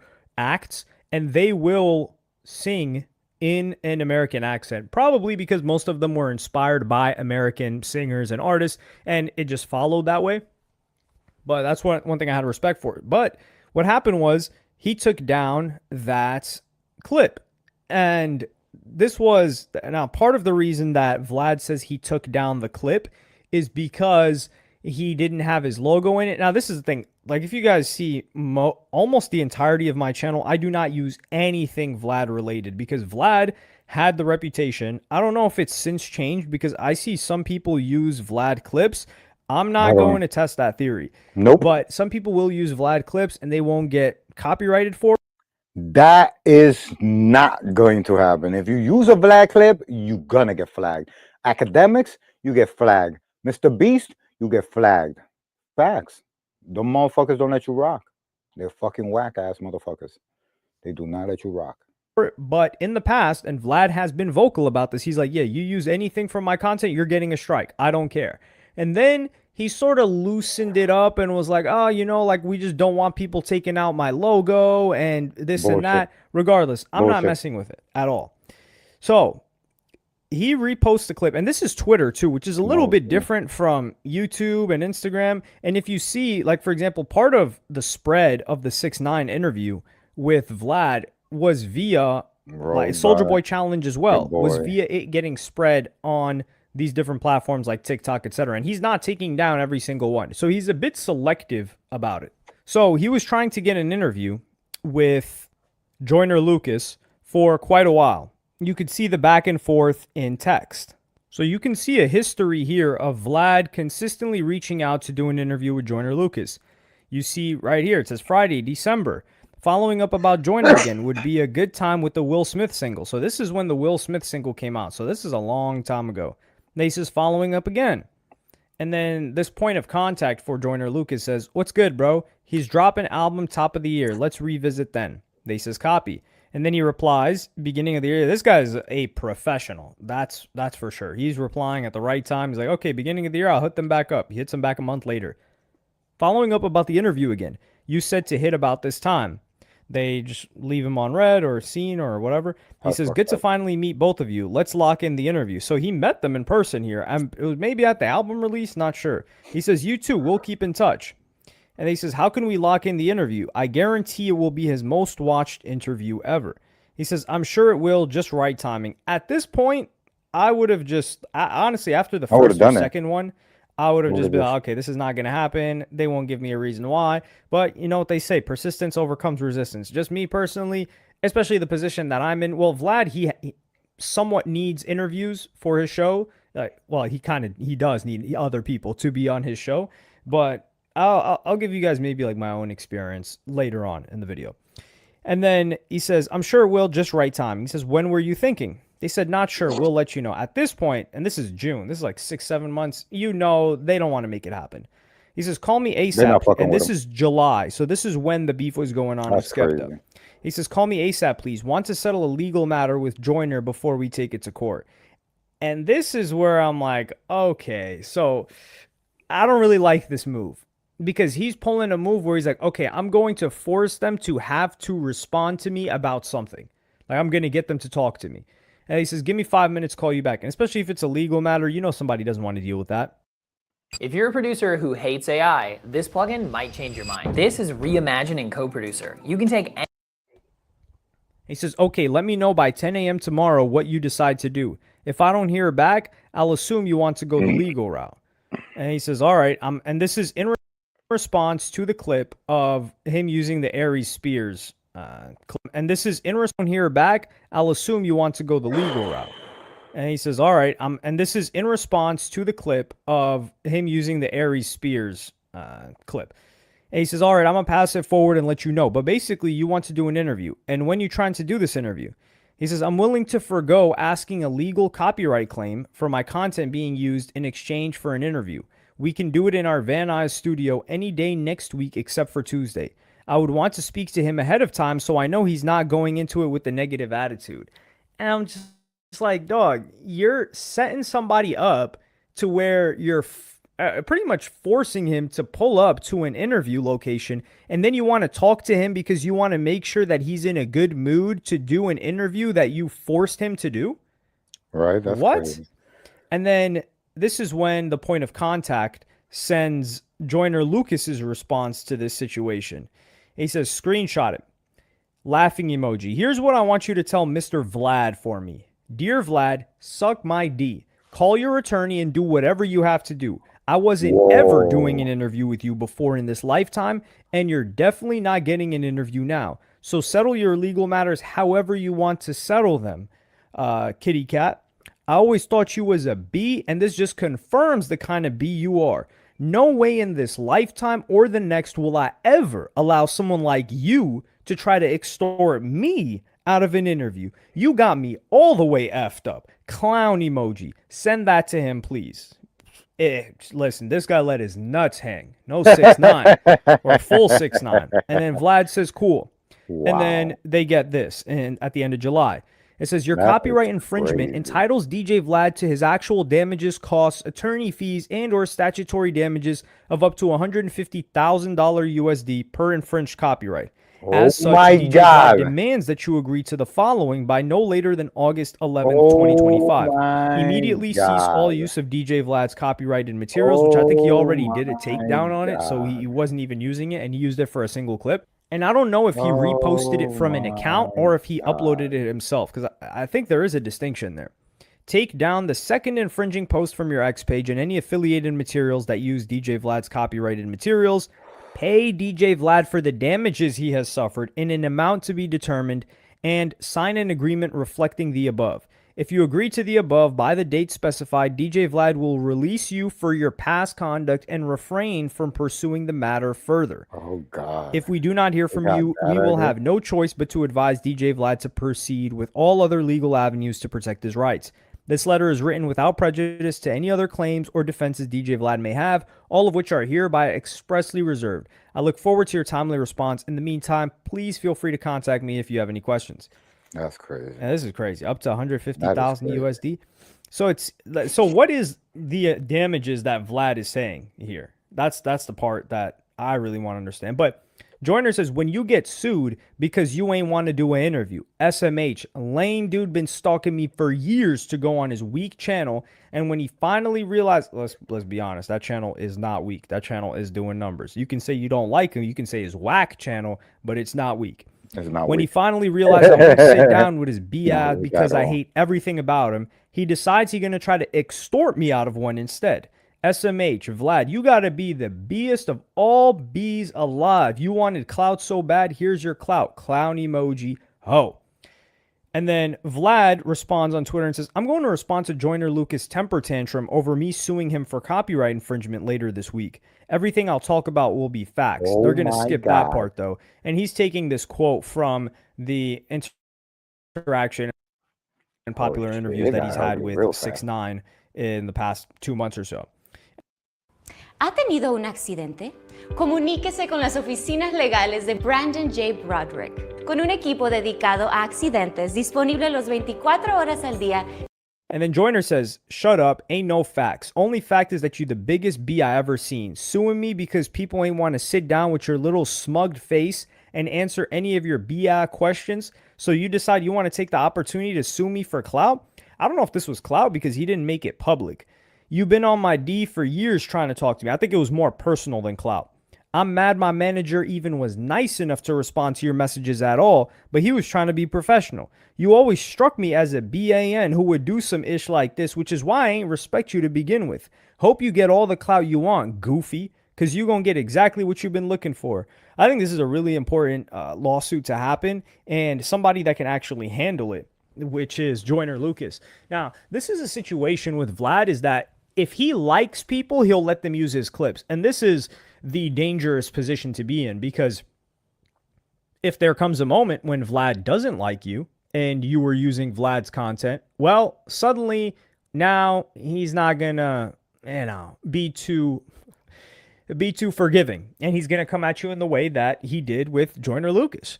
And this is the unfortunate part, because some people, like Joyner Lucas is saying clout, but Vlad is one of those people that takes it very personally when people don't want to do an interview with him.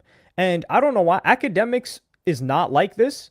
He was like this when he had the Spotify deal, because if you guys recall, he went on this long rant, damn near crashing out on a Henny-fueled rant on Chief Keef, because Chief Keef refused to do an off-the-record interview. This was at a time when Academics was saying, like, listen, I'm hollering at everybody that I've ever helped in some way, shape, or form to hop on my platform. That's all I need. And then Chief Keef hit him up after, and then he patched things up with Chief Keef. Chief Keef didn't end up doing the interview. Chief Keef doesn't really do press like that. Now, he did do an interview with this guy, Kerwin Frost, but I think Chief Keef knows the types of questions he's going to get with a Kerwin Frost, for instance, or certain platforms versus the type of questions he would get if he pulled up on Academics podcast.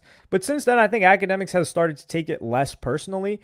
And he's just like, hey, listen, if it doesn't happen, it doesn't happen. However, with Vlad, if you guys remember initially, which I'm taking full credit for it, when I reported the Saweetie 2K album sales, that became a whole thing, one of my finest rage baits. Vlad addressed that and said something about, oh, Saweetie, if she had pulled up to an interview, she would have gotten more than 2,000 sales, which is cap.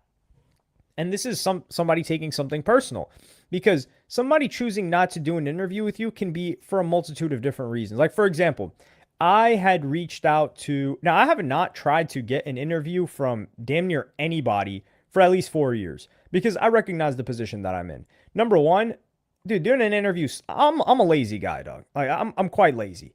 In terms of, dude, I'm going to set up a camera, make sure audio's working, go to a location. The person might be late, might not be late, and then it may do okay.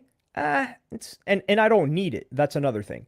So 4 years or 5 years ago, I had reached out to a particular rapper whose music I enjoy a lot and I've spoken about. Not really mainstream. He was I don't want to point out I don't want to make him identifiable. I reached out to his team because he had like watched some of my stuff. I was like, oh, like, let me know if you guys are down to do something, etc. And then I think the manager said something along the lines of, okay, like, I'll let you know. And he actually got back to me with an honest response, which was like, I don't know if it would be like a good fit. And I was like, okay, cool. Understandable. I have no problem with the artist, because I can understand. I'm like, okay, I'm a guy that gives my opinion.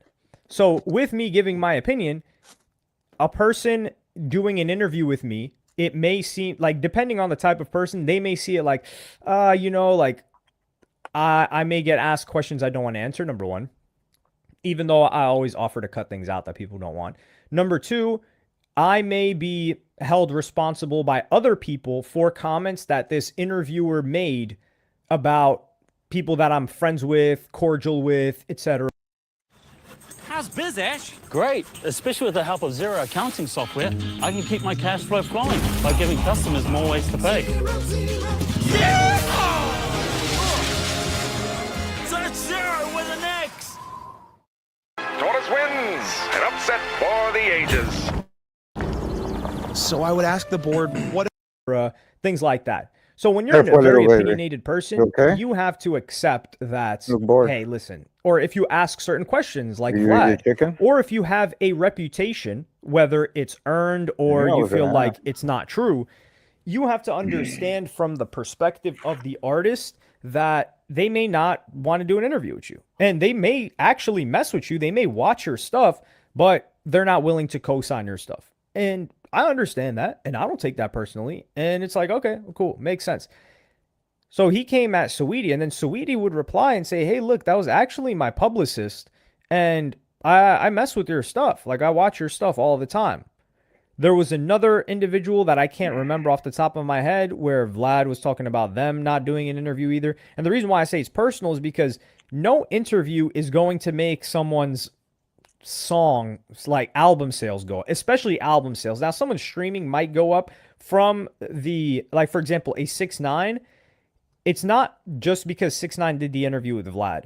6ix9ine did the interview with Vlad. Vlad asked the right questions. Vlad paid 6ix9ine, so 6ix9ine was ready to answer everything, and 6ix9ine understands social media to a degree where he's like, this is not going to just be on Vlad's platform. This is going to spread everywhere with the type of stuff that I'm going to say. So I do believe that it had an effect on 6ix9ine's streams for his music. However, if this was an album selling week, even with the phenomenal week that 6ix9ine had, it would not have helped him sell more than what, like 2-3 max 1,000 records? Because to sell 2,000 to 3,000, that's what, you multiply that by 1,500, that's like what, how many?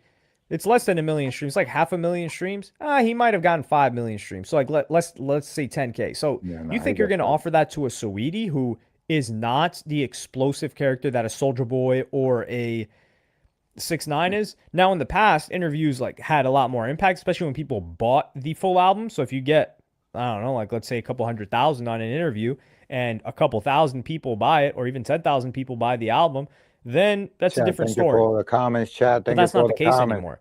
I think this is grimy by Vlad. I think it's this is the thing too. This will have no effect on Vlad, because the way Vlad sets up his whole thing is the majority of people that watch Vlad, I don't even think they like the guy.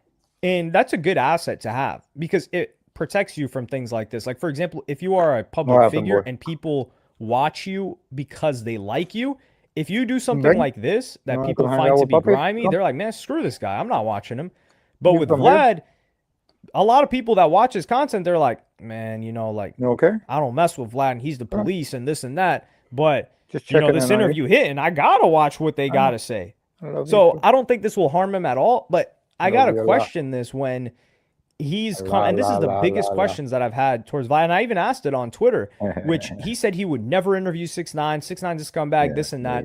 And I just asked, like, oh, why'd you change your mind? And it's an honest question. And even with the interview with 6ix9ine, 6ix9ine said, oh, you didn't want to interview me? And then he says, yeah, I changed my mind, and we didn't get answers in that interview either. So he changed his mind on that, but also he would call out not only A$AP Relly for telling, but he would call out on Kid Cudi, which I found grimy, where he's calling like Kid Cudi a snitch for being subpoenaed to show up to court when he's suing Joyner Lucas and using the threat of a lawsuit, holding it over his head to try to get Joyner Lucas to do something that you know that he didn't want to do. Leg. How are you going to compare? Leg. And then you're going to the court, and it's like, what, he used you were gonna step on my clip leg. that, and he didn't. Let's be honest, dog. How much do you guys even think money-wise Joyner Lucas made out of this beef with Skepta? He didn't come out with much of anything. So while unfortunately I think this is taking it too personal. I think this is being sensitive from Vlad's behalf. It is not going to affect his business whatsoever. His reputation, sure, but also Joyner Lucas is not somebody that's well connected in the industry. Like, for example, if Charlemagne reposted a clip and he had issues with Charlemagne and this happened, I think a lot of people would be thinking twice. And also, not only the fact that people watch Vlad because they like the content, they don't necessarily care about Vlad, even though he is contributing to the content, but he's not like the face of it. He pays his guests, so guests are unlikely to stop getting a paycheck from Vlad because he's suing or doing something that they don't like. They're like, listen, there's people show up to their corporations and jobs all the time. There's probably a bunch of stuff their job does they don't like, but they're showing up. They're like, listen, I'm here to collect my check. So that's why I think Vlad's company is in a position where this will have zero effect on it whatsoever. But I am interested to hear what he has to say. And I just think it's a personal thing. That's it. He'd be like, oh, this guy disrespected me, so I had to show him. But really, I think the disrespect started from Vlad threatening to extort the guy, because I don't remember seeing anything negative come from Joyner Lucas publicly. I don't, like, his manager was just being professional, was just pretty much letting him know, like, hey, get the hint, we're not interested in something like this. And then he decided to escalate it to the level it's at right now. But let me know what y'all think about this in the comments. Like, subscribe, and hit the notification bell if you enjoyed. And I'm going to see y'all in the next one. At Amazon, skills training and apprenticeships can move hourly employees into higher paying roles, like robotics. And that's a win you can count on. You're on. Come on! For a limited time, receive a $100 MasterCard reward card with every in-store mattress purchase of $1,500 or more.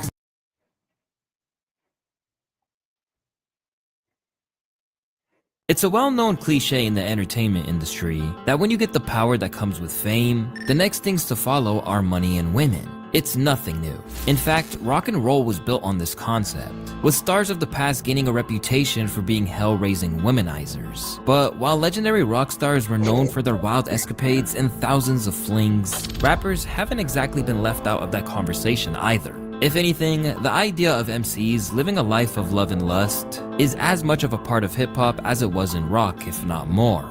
Back in the day, the rap icons of the past were running rampant across the world and fully embraced that women were drawn to them, leading to some of the most craziest stories of debauchery we've ever heard. And we had Wu-Tang, everyone's all excited, and a girl he works with is like, I'm gonna get on that bus, I'm gonna one of those guys. And he's like, the odds are good. I mean, there's like 18 of them. Yeah. He's like, are you sure you want to do it? And she's like, yeah. And he's like, all right. And she goes on, comes off, and she blew like the crew. She blew the entire, basically she blew the Wu-Tang. Hey, easy. Yeah. Guys could be in relationships, you have no idea. And these tales aren't just some made-up rumors. The stars of the Easy, 90s guys could be in themselves are more than happy to relationships. tell you exactly what went down. When we first started, I had my time. Oh, I made no fucking lies about that. Now these days, you know, I got wifey and shit, so all that stuff is put in place. Niggas is copping. If you've had some success, Nobody trying to you know, admit to if you're nothing. still out there doing your I thing, hear yeah, you. there's I going to be hear you. I hear opportunities you. all day. You know what I mean? Because there's just that group of girls that want to be attached to this particular dude, you know, like a trophy. According to some people, it even basically became a sport for I certain rappers see like what the Eazy-E, groupies see whose now. womanizing ways They see ultimately led to trophies. his downfall. They So I'm said a that trophy. Easy would give like girls, you know, groupies, like fake record deals outside just so he could get them to bed. He had contracts. I don't think they ever were like real contracts for aspiring girls. Okay. That were gonna be stars. Easy was a player. Yeah, he was a player. God bless him, man. And today, women obsessed with rap culture are just as crazy as they ever been, blatantly showing rappers how thirsty they are, with some artists proudly putting it all on display. Get my number. Why? Because I want your bed. I'll suck it so fucking good, you don't even know. I'll suck it till you fucking come. I'll fight for that fucking. But while this might simply be a part of the culture, something's gone wrong. These women are so prolific that they're actually famous for very little, other than being known for spending so much time in the beds of rappers. Because once they have a platform, they can make a living from telling their exploits, and somehow still wind up enticing artists with their reputations for fulfilling every man's fantasy. And today, more people are getting a bag off this than ever before. It's your boy Luesta, and this is why hip-hop has a groupie problem. And while you may think that this epidemic began in modern times, older hip-hop heads will know that this has a precedent in the 90s, where one infamous individual made a whole career from hooking up with rappers. The name Corinne Steffens is probably not a name you're familiar with, but you may know her often referenced nickname. Corinne Steffen. Never heard of her. That cropped up in plenty of rap lyrics, better known as Superhead, even if she has apparently objected to the Superhead. nickname Yeah, I heard since of the her. start of her career. And I want y'all to give a round of applause for Corinne Steffens, aka Superhead. Here's here on the program. Wait a minute. Can I not get the AKA? It's too early. It's- Can we so just- no, that doesn't apply no more. It's never applied to me. I've never used that. Never. I've never, ever in my life used that. That was such a bad joke. I wish we never started that joke because you know how like jokes run? You have a I running thought joke? you was cool with this. No! I've never introduced myself. I've never been cool with that. For those not up to speed, let me explain that she basically laid the blueprint. She didn't want to be called Superhead? I thought she wrote a book called Superhead. What the fuck? Am I tripping? I swear, guys, she wrote a book called Superhead. If she wrote a book called Superhead, then she calls herself Superhead. Who else would title the book Superhead if it ain't her book titled by her? Blueprint for the women you see today. Over the course of her career, she was said to be acquainted with the likes of Method Man, Dr. Dre, Exhibit, Snoop Dogg, Bow Wow, Kanye West, Tony Yayo, Dame Dash, Young Berg, Keith Murray, and a whole lot more. When asked about how this happened, she outlined her mindset and explained how she ended up in relationships with so many different rappers. What is it about you and entertainers? I like creatives. Okay. I like creatives. I'm always drawn to people who create things because I create things. And I am inspired by people who create things. I love when the men. She's inspired by people who are inspired to create things. But does she really create things with her inspiration? In my life. Or is she addicted to the rush? Because they help me create. So if I want to be inspired, sometimes if I'm having a hard time writing something, I'm just I'll go to the studio and hang out with my friends and watch them make music, and I'll start writing. But it's fair to say that people aren't buying her use of the word creatives. So is she drawn to interior decorators, artist directors, or architects? Get the fuck out. She's Get the fuck out. Drawn to people with money. I'd respect her more if she just admitted it. Nah, probably not. While she may be named in rap songs, Corinne actually managed to monetize her hustle, as she wrote a series of books entitled Confessions of a Video Vixen, which is a model or actress who appears in music videos, especially hip-hop and R&B, and is often styled to look very attractive, seductive, or glamorous. And that was just the start. Later in her book, Corinne Steffens even dishes out wild stories of encounters that she had with the Diddler, Usher, and even NBA legend Shaquille O'Neal, who, according to her, she met through a blind date. I open the door and it's Shaquille O'Neal. That's how my life works. What happens when Shaquille walks in? He said, the furniture is too small. Tomorrow we're gonna wire some money into your account. You'll get a big screen TV, you'll get some bigger furniture. At that point, are you thinking, I'm gonna have to do something to get this sofa? No. Right? No, she don't gotta do nothing for this sofa, right? It's just crazy how you could think that people just are gonna give you shit for the sheer sake of your pretty face, or because you're cool. He's hooking you up because he thinks that there's something there. He might not want you as a wife, but he thinks that there's something there. No, he said to me, you're my woman now. There you go, 10,000. There you go. You're my woman. What do you think your woman means? You're gonna have to be the side chick. You feel me? So when you give a chick something and the chick never got that from other people, why does she automatically assume that it's just because it's because you wanted to do it? No, because if you fucking with me, shorty, you gotta look as good as me, shorty. $1,000, you're my woman. Naturally, she's a controversial figure in plenty of ways, even when compared to other women who've been close to the hip-hop scene. People even objected to her describing herself as a video vixen, prompting outrage from women like Melissa Ford of the Joe Budden podcast, who are better known for appearing in the visuals for rappers' tracks than she was. She's one of the first video vixens. Name a video that you know of her in. Mystical. I know one, but it ain't a music video. I know one, but it ain't a music video. Please stop stepping on Mel's hate right now. But it's not just rappers from the 90s that she found her way into the bedrooms of. During her illustrious run, she found herself carving out a unique relationship with Lil Wayne. What's your relationship with Wayne? Currently, we're good. Like, that's my friend.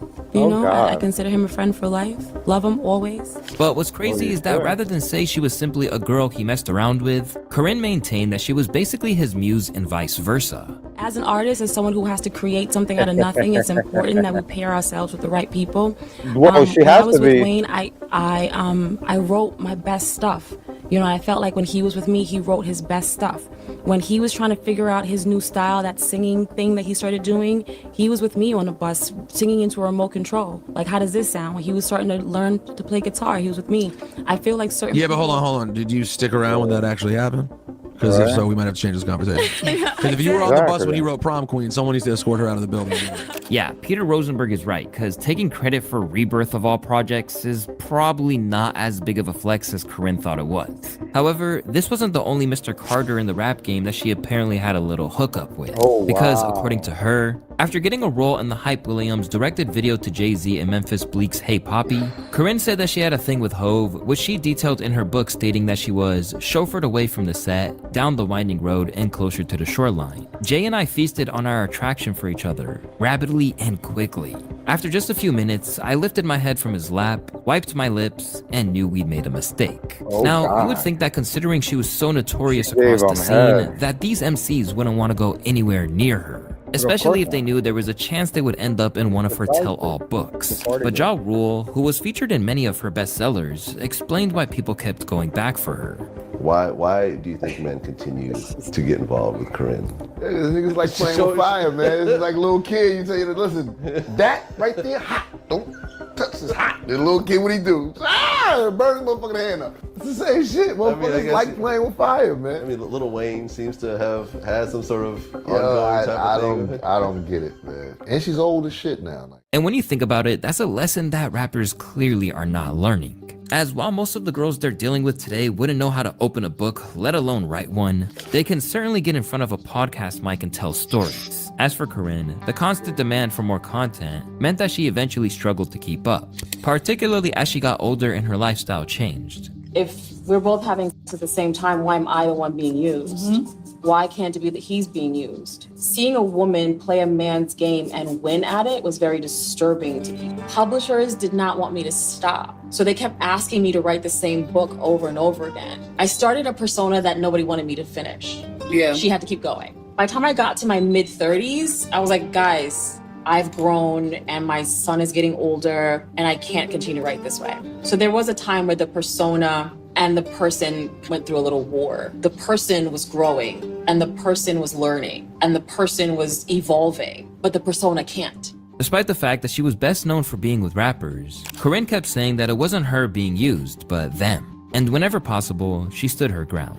Such as the time when the former video vixen reflected on her appearance on the Tyra Banks show back in 2005, where she felt unfairly judged for being open about her past. People expect me to be ashamed.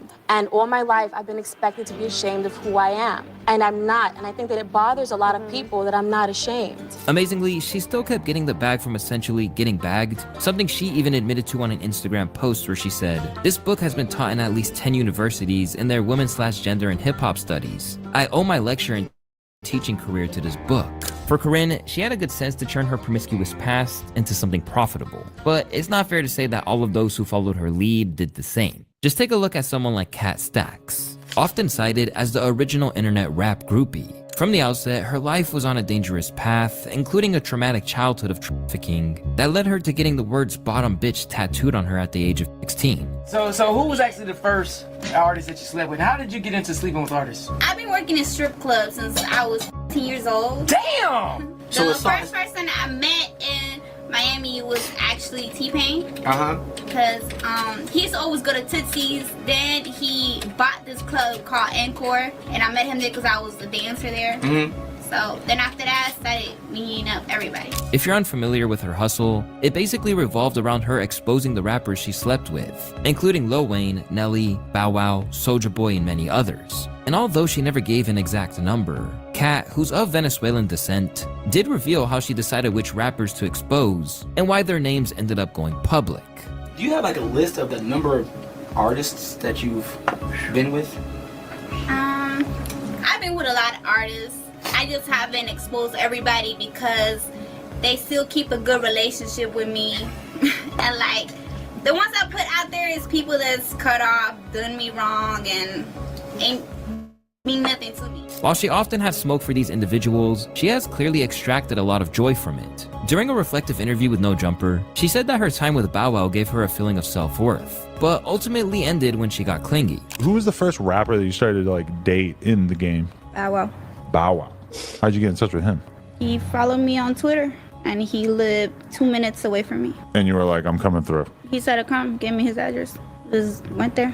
What was fucking with like an actual celebrity rapper like in that situation, as opposed to like, you know, I don't know what other kind of guys you would have been dating, but you're dating this pimp and he's out and he's driving around neighborhoods in Miami and picking up 15-year-old girls and turning them into hookers. I'm just assuming that Bow Wow's probably living a very different lifestyle. Did that occur to you? Did it seem like you were kind of, oh, I'm in this different lane. I'm dealing with actual people with money. It made me feel beautiful. How often do you like keep hanging out with him, or was that kind of just like a once? Maybe like twice a month. Okay. But then I started being clingy. And he wasn't into that. If any platform made Kat a star, it was World Star, where her videos of exposing MCs often went live. As a result, she often got actively attacked by rappers and their entourages for exposing them, including getting smacked around by Lil Twist's aunt and her friends. I was drunk as at Club Miami in Atlanta. I went home with Young LA and Jay Futuristic. Slept over, whatever, the next day. We hit up the studio and shit. And Maggie had 5 G's on me, whoever the found me. And this called him up talking about, because his dumbass put on Twitter that was going to use stream or whatever. So Mazzy and them pull up in the studio with Lil Twist on and his 2 little 3 hippo hoes. And they didn't jump me, because back and forth touch me and shit. He was talking about it and whatnot. But they really attacked me. It made me lie on camera and say that I apologize and I lied on all the like they really put their hands on me though. But over time, Kat's infamy died down. While her life was already full of hardship, things got even worse when she got caught up in a deportation battle, landing her in custody multiple times along the way. Long after her heyday, Kat has had time to reflect on her reputation and appears to have found some meaning in it. How do you feel about the fact that your name holds such weight in that regard, that there's so many people that kind of look back in awe of that era that you put your stamp on in hip-hop history? I guess it feels good to be kind of remembered after you die.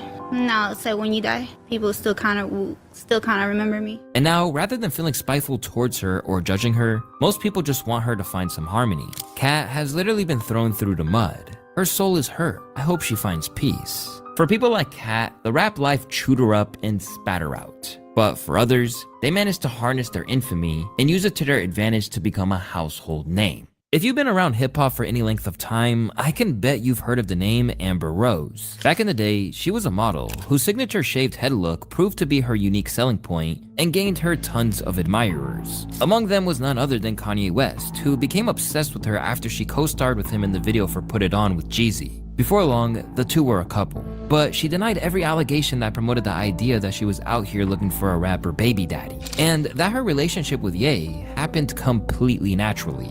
When you go on the shoot, you're like, I'm keeping it professional. Yes. Is that the goal of some women, like go on these sets and maybe try to get with the guy that's... I'm sure women do that. That's personally not me. It's crazy because he flew me out to do RoboCop video because he was like, you look like a robot. I think this would be cool. Right. And I said, absolutely. You're Kanye West. Of course, I'll come out and shoot the video. I go to LA. We're like hanging out that night. I meet him and he's on another video set. And I'm like, okay, so what time should I be ready tomorrow morning? Is the car gonna, so I'm so used to like these. You keeping it professional. The other videos I've done before that. And he's like, no, just chill. We're gonna figure it out. I'll just, So I'm like, okay. So then a day goes by, then another day goes by. We're going out to dinners. We're going like... You doing everything but shooting a video. Yes. I'm doing everything but shooting a video. The pair ultimately dated for 2 years, with Amber being by his side for some of the most controversial moments of his entire time in the limelight. Well, at least until all the stuff that Bianca has had to put up with. But since then, things have taken a nasty turn. And Ye has persistently dissed her in a way that Amber has found it hard to bear. So nobody really knows my side of the story. No one knows what I've been through. When Kanye made his album and he talked reckless about me on his album. And then, I have people throwing things at me in the street because they're fans of Kanye's.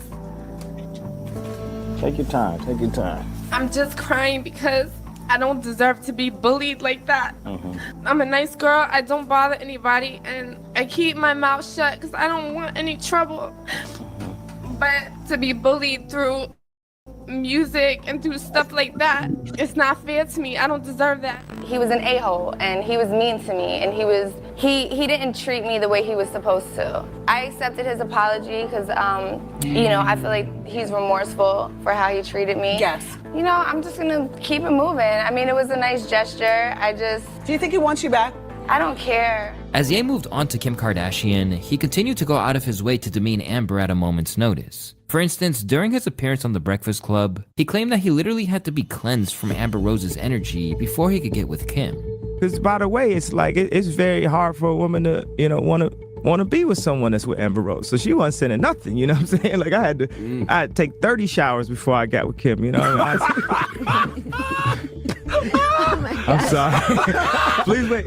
And clearly, that was the last straw for her. because not long after, she began airing out some of her private preferences, including this infamous tweet about Kanye saying he likes his salad tossed. Along the way, Amber Rose shut down rumors linking her to multiple men in the industry, such as Fabulous, Drake,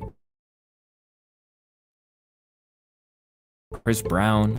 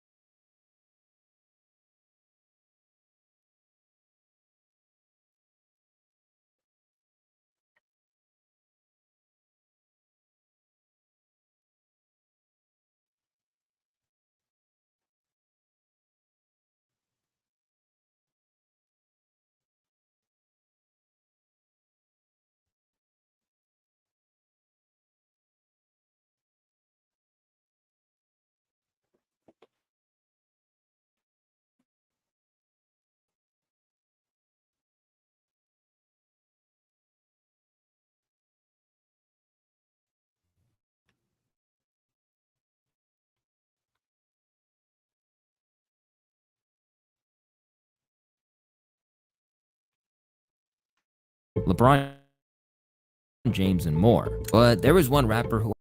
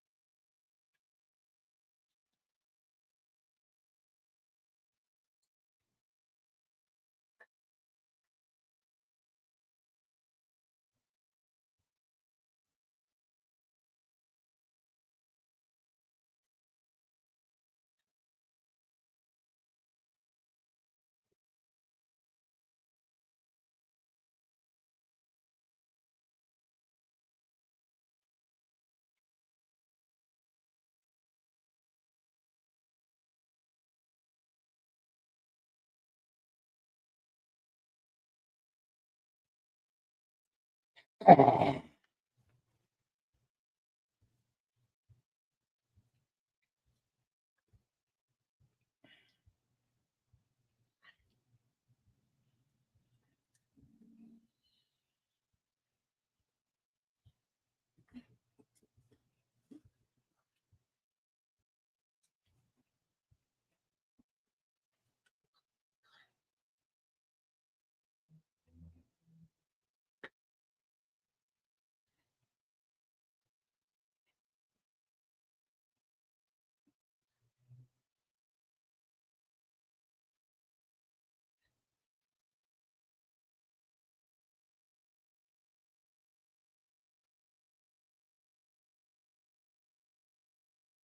haven't started eating.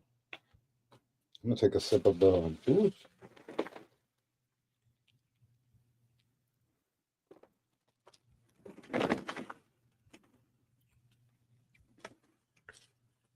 Boy, that tastes good. Thank God for the plastic bag. It's messy.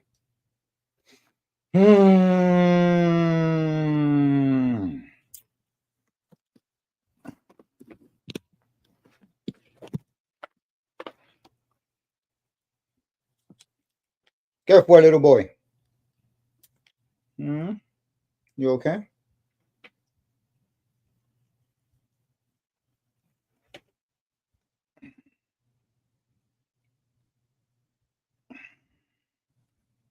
Yes, little boy. Yes, little boy.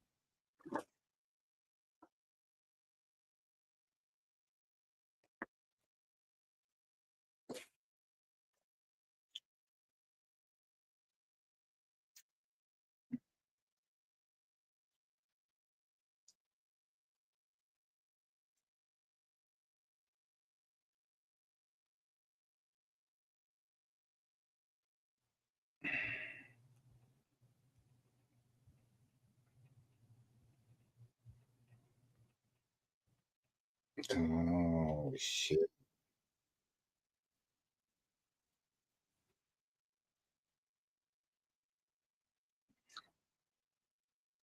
What happened, little baby? Okay.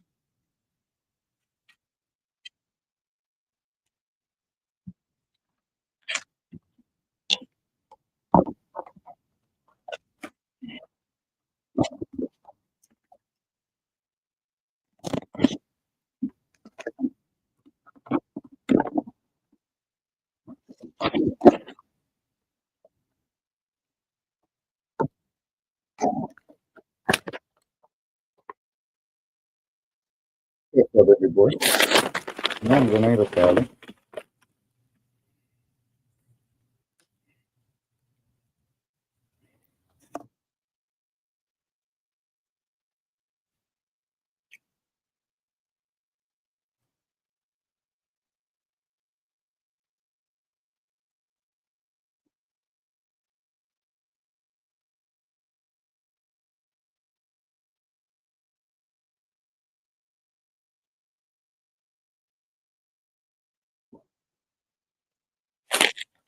Go.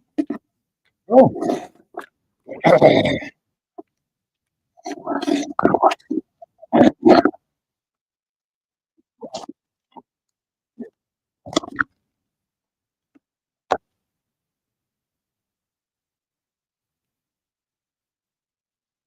What are you doing?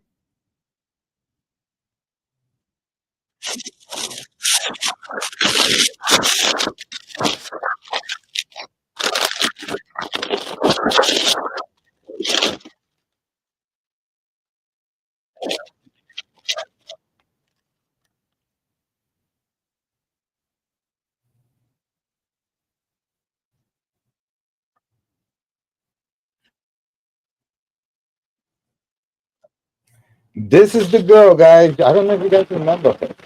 This is the girl that had said that she went to a customer's house and that the customer tried to SA her. But then the video shows that she showed up and the dude was drunk, passed out with his pants by around his ankles.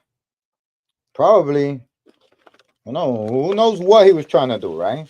The point is that he was inside his house and he was in his jurisdiction. Obviously, in his jurisdiction, he could do whatever the fuck he wants. It's his fucking house. He could open the door naked if he likes. Now, if you don't like it and you just walk away. Now, she recorded him, chat, in his house.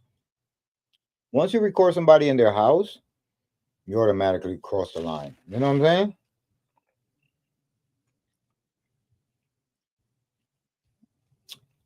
And that's where she fucked up.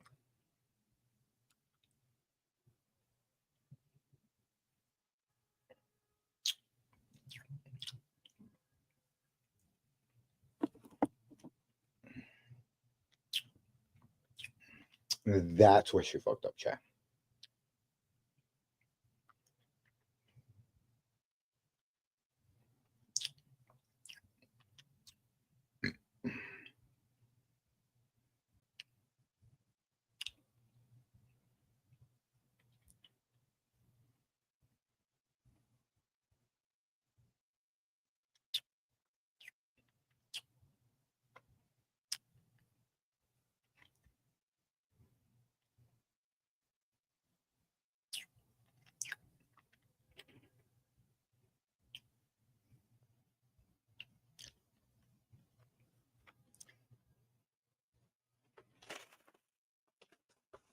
My bad. I am drinking what you call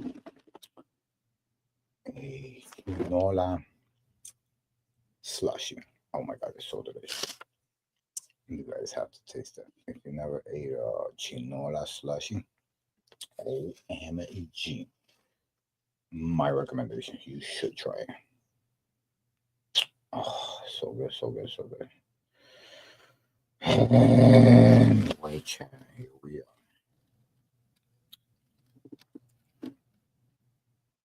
Here we are. All right, let's go back to the video. Oops, my bad. After the fact were not in fact true. Investigators determined the man, drunkenly unconscious on his couch, did nothing wrong. But he found out lewd images of him were published for thousands of TikTok users to see. So police criminally charged Henderson with 2 counts related to unlawful surveillance. Most of these things were also confirmed by Oswego City's police department's post over here on Facebook. They also put out an actual statement, but it's just a lot easier to read here, saying on October 13th, 2025, an incident was reported to the Oswego Police Department regarding an event that occurred on October 12th. It was reported that a male DoorDash customer had been nude inside his residence when a DoorDash delivery driver dropped off an order. An investigation was initiated by the Oswego Police Department, during which it was discovered that the delivery driver had taken video of the male. The video, along with the subsequent investigation, indicates that the male was incapacitated and unconscious on his couch due to alcohol consumption. So kind of like I figured, a lot of other people figured, this guy was either drunk or he smoked a little something and kind of passed out. It just kind of happens, right? And this investigation confirmed that, indicates that the video was taken from the exterior. He was probably just there. He was so drunk, he did some obscene thing, and then he passed out before he could undo his obscene thing. I mean, that's when she walked in. Instead of minding her business and just dropping the food off and running off, maybe even talking shit about it, she recorded somebody in their own home. So you're recording in their premises, inside their house. That's a crime. Of the male's residence. The DoorDash driver subsequently posted the video to social media where it drew significant attention. It was further discovered that the DoorDash driver had made claims of being SA'd during this incident. Wow. The investigation by the Oswego Police Department determined that no SA occurred. The male depicted in the video cooperated with police and provided a statement. The investigation ultimately led to the arrest of the DoorDash driver, Olivia Henderson of Oswego, for recording and disseminating the videos. Henderson was charged with the following: 1 count of unlawful surveillance, 1 count of dissemination of an unlawful surveillance image.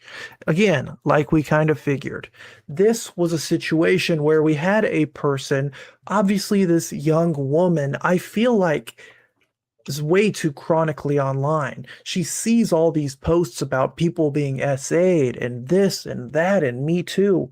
I understand these are completely real, valid things. There are actual deviant monsters out there and people who probably do have some sort of interest in trying to do things with malicious intent, right? Like flashing, something like that, right? That's something that people were saying that the guy flashed her or something like that. None of that could be proven. All they were able to do was find out that this dude just drank too many beers, passed out on his couch with his eggs hanging out, and that's just the way the cookie crumbles.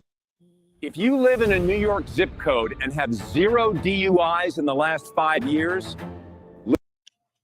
now, this is coming from the law offices of Lance Fletcher, who I guess is a former Manhattan prosecutor, and they basically go over what exactly is unlawful surveillance. Of course, me and you are not lawyers.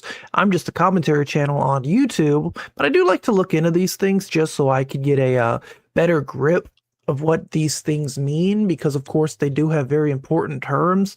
As you can see right here, unlawful surveillance carries up to 4 years in prison and mandatory blank offender registration. That's exactly what I'm saying. This is unlawful surveillance. If somebody stands in the hallway of my floor and records into my apartment, that's unlawful surveillance.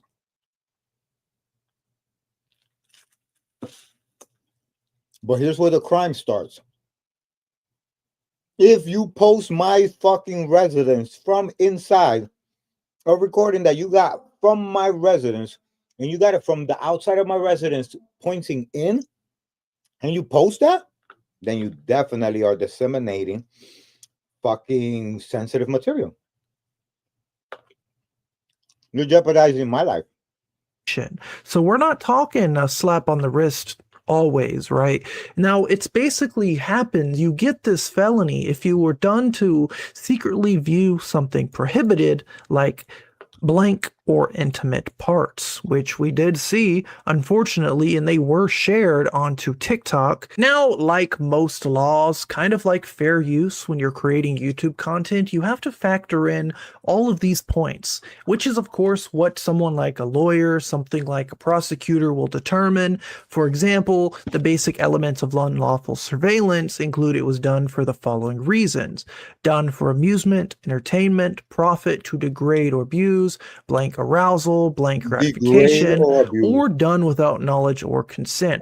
So again, this would be something the lawyer would have to argue. Did she do this for her own amusement? Did she do it for a comedic effect? Did she think it was funny? Did she just want to make money off of it? You could argue she was doing it to essentially defend herself, to record evidence that she thought would be useful if this ended up going further.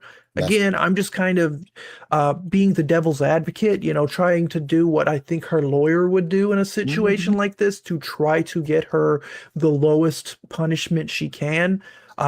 It was done by you or someone acting on her behalf. It was done by her. She did record it and post it. It was done to secretly view something prohibited, which can include dressing or undressing. We did see his pants down. Blank or intimate parts. We did see his eggs. Underclothing, such as an upskirt. We didn't see that. Blank conduct you could argue that. Or if it was done to view the inside of a protected place, which can include a bedroom, changing your fitting room, bathroom, hotel guest room, which wasn't any of those, but it was inside of someone's private home. The thing that I think is really important that we don't really have like 100% confirmation on yet is, was the door open?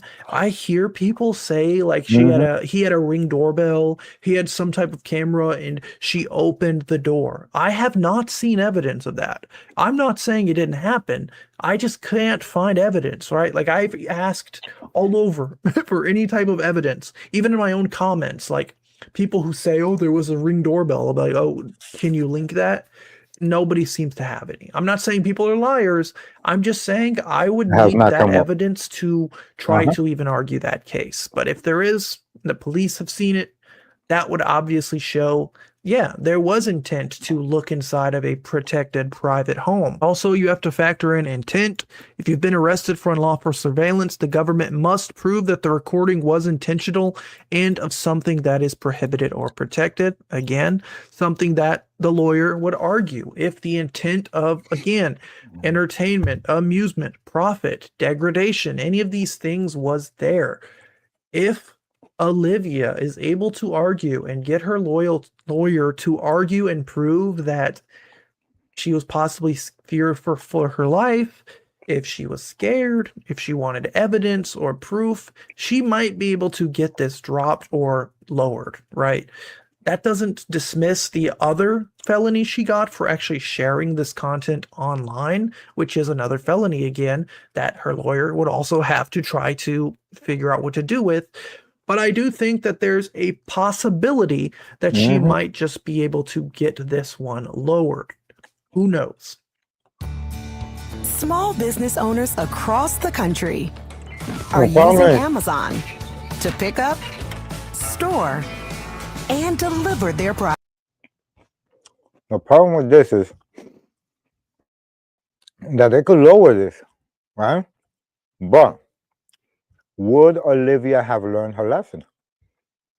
I believe the penalties that she is still under the impression that the law is just not seeing her point of view. I don't think that she gets the crime that she's committed. I don't think she's there yet. I think Olivia still thinks, you guys don't see my point. that Olivia may face are up to 4 years in prison, a combination of jail and probation, mandatory blank offender registration, criminal record, employment or immigration consequences, or a fine of up to $5,000 or double the gain from the crime. Now, the reason why there's all those different things is because, of course, lawyers will have to be involved. This is why people go to trial. As much as you and I would just love to say throw the book at this girl because, you know, she tried to ruin this guy's life and whatnot, I do think it is fair to give her a fair trial and let her argue her case, provide her evidence, and him provide his evidence.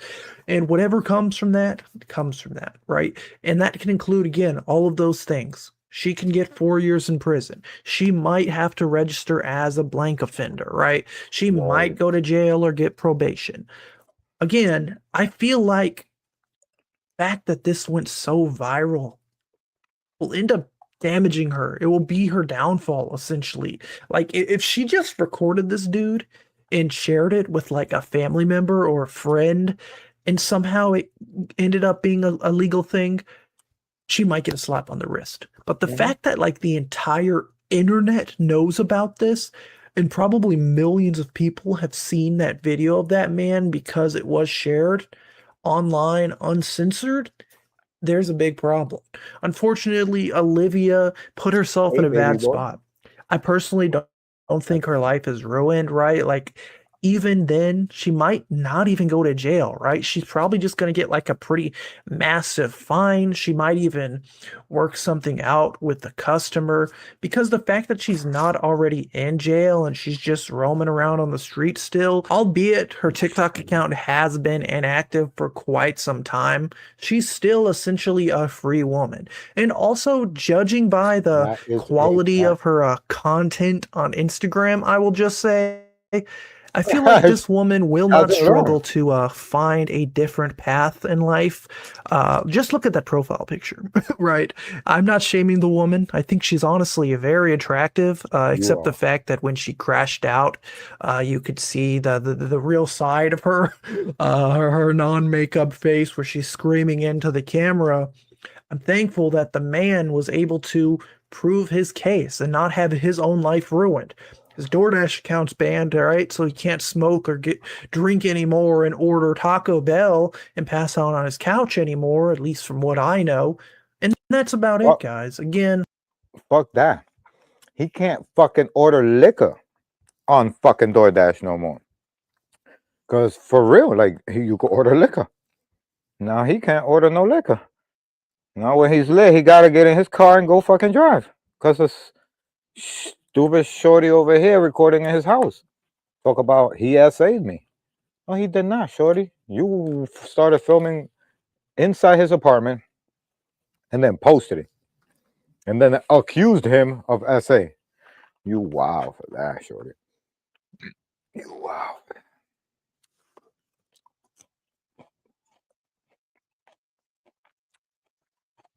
I would sue her. I would.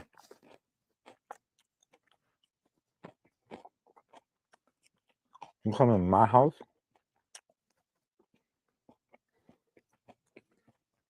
You recording with my pants down? And you put it on TikTok for the world to watch? I'll sue you.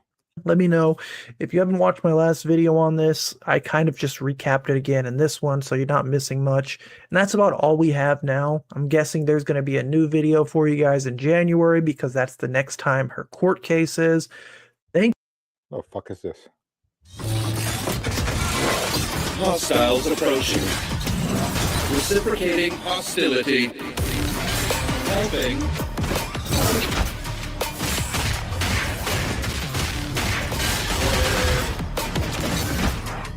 Basically, the story is I went to high school with BB No Cash. And I was in 8th grade. He was like in 12th grade. And I remember him and his friends used to walk past me and say, "Yo, what's up, ma?" N-word. "Yo, we in the ghetto. Yo, what's up, ma?" N-word. So, Baby No Money, also known as BBNO$, is currently being accused of some pretty goofy allegations. And the reason I say goofy is because the evidence that is presented that I'm going to be looking at in this video is terrible. Quite frankly, it is bad. Now, he's being accused by this woman on TikTok by the name of Nessa's TP. The N-word eventually. You went to McGee? Yeah, Dad. And in these two TikToks, she basically says that they used to go to school together, where Baby No $, would call her the N-word. There's no proof. There's no evidence. The only type of, I guess, proof we have that they even know each other is the fact that they're in the same yearbook together. Oh, look, it's my yearbooks from McGee Secondary School. That's where I went to school. Let's start here. McGee Presents Edition 2011. Grade 10. There he is on the grade 10 page. Okay, so this is grade 8. Same book, same year. Look, there I am. So, McGee 2023. Boom. Which to me is just completely absurd. Like, I could basically find a yearbook of anyone who maybe becomes famous or something, and then I could just be like, oh, by the way, this person used to call me the F word, they used to call me this, that, this. I don't really have proof or anything, but like, see, we're in the yearbook together, so it has to be true. That's literally her proof. And then she even makes a weird comment where she was like, yeah, like, nobody saw this happen though, because I was like super shy. Like, I was a ghost who kind of minded my own business. So I guess I was just like a ghost at the school and just like walked through the hallways, and nobody witnessed this and nobody saw it and did nothing, and had other friends that were there, you know, like I'm just a silly little girl. I'm gonna still make these accusations for millions of people to share and spread around. That could just be blatant lies that literally nobody will know except me. I'm still gonna share them though, which is weird because you get into this like weird gray area where it's like you want to believe victims, but it's like zero evidence at all besides the fact that like I know this person, like I knew them before in my past life. 10 years ago I knew them. That's not enough. Now Baby No Money ended up putting out this troll tweet saying, "Thank you for the memories. As you guys know, I am for the people, and the people have asked me to stop making music. Due to the millions of people begging me to stop, I have made the incredibly difficult decision to stop making music for the foreseeable future. Happy holidays from Alex." And now we all know this is a joke. Baby No Money's not going to stop making music. It's just kind of a meme in the community that like he's a likable character, but his music is just kind of corny, right? And there's nothing wrong with making corny music. He obviously has built an audience doing exactly that. And that was until this creator by the name of Apollo or Vampires SLVT would say people acting like he's hated because he's annoying and has bad music, and not because he harassed a woman and called her racial slurs.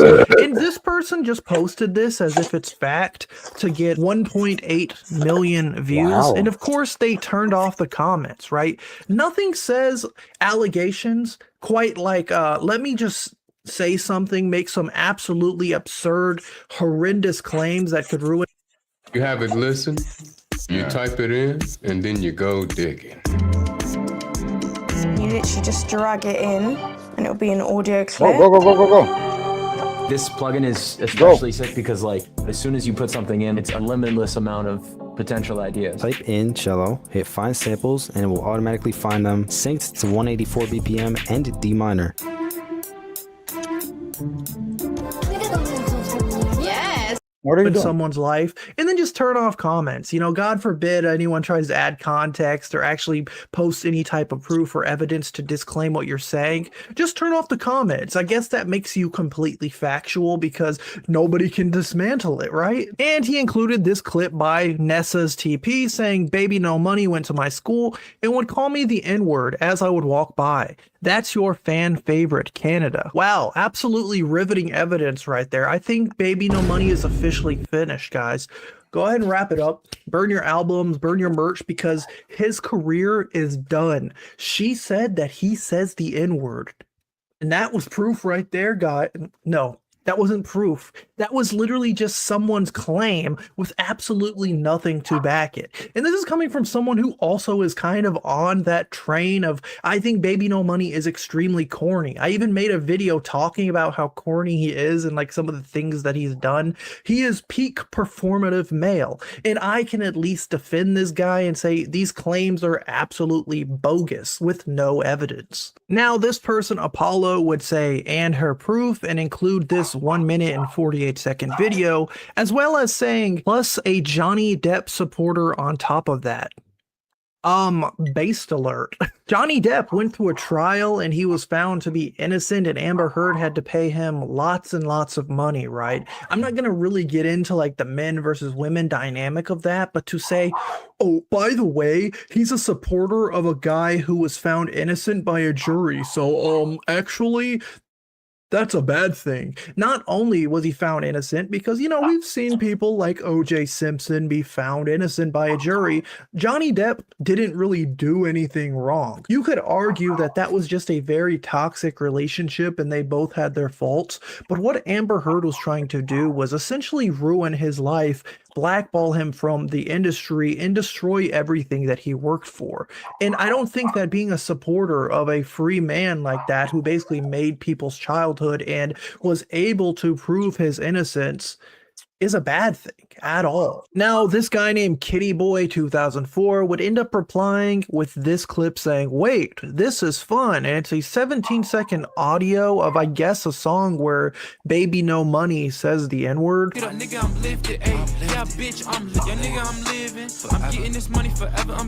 And apparently this is coming from a leak from 2 months ago, and literally nobody can prove that it's actually Baby No Money.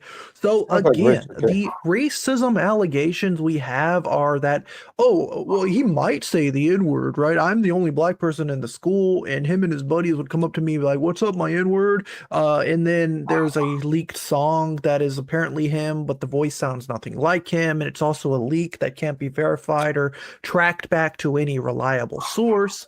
Again, I'm a top tier hater. I don't really like Baby No Money's internet presence. Said Right, I'm like a the whole, top tier hater. AI Don't get me. sucks, blah, blah, Don't blah. get it twisted. Insert popular thing I'm the here. first I guy hate it or hating I on him. support it. Right, that's his whole internet personality. But I can still defend the dude. Right, I think that accusing someone of saying racial slurs is horrible. I think that accusing someone of saying racial slurs should have some sort of evidence. You can't just say, oh, 10 years ago, an entire decade ago, this person said this thing to me, but like, I have no proof, right? And if you don't listen to me, it's just because you're racist, actually, and like, you don't want to listen to a black person speak, blah, blah, blah. Like, There's your proof, since I don't think a lot of people can just believe black women. But yeah, maybe do that in the future. there's not a lot going here. Again, these allegations are completely stupid to me. Believe black women. I don't like to step on the situation because I should be siding with my black woman, but that's not a strong case. I mean, maybe the dude is a dickhead. Maybe he did say it. But I think if he did say it, I think there's other people who will come forward. So stay strong, my black queen. We will catch the perpetrator. But yeah, maybe do that in the future.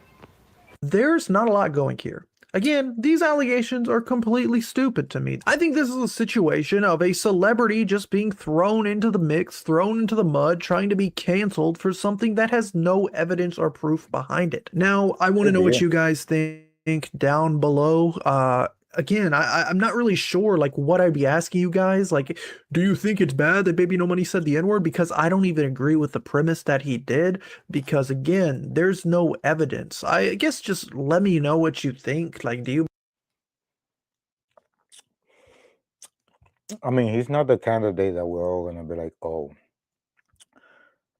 he's gonna side with the blacks. We already know he's not. I don't think Cam Nugget is black. You don't even know Spanish.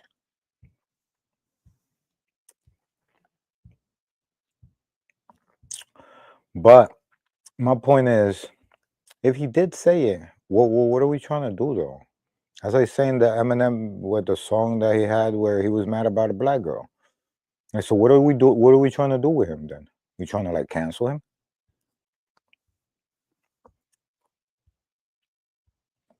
Just want to know the ultimate goal. That's all. Before we get lost in the sauce. Okay, guys, that's what we got.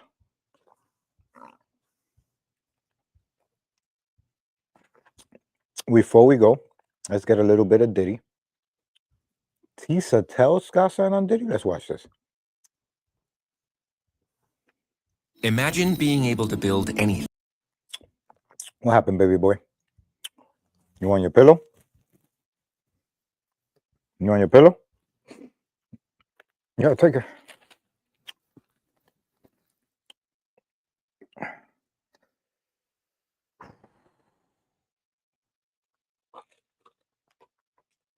Go, baby.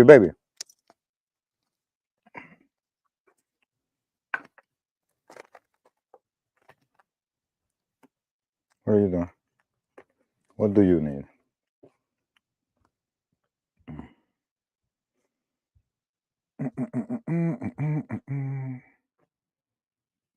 Last one, and it looks like Netflix is about to take Diddy's kids' last coins. You guys, what am I talking about? The streets are saying that Netflix is tired of Diddy. They are tired of this campaign. They are tired of the planted articles. And they are saying that if Diddy don't shut up, they're going to take whatever he has left of his fortune and baby smile in his face while they do it. Okay, let's get into this, all right?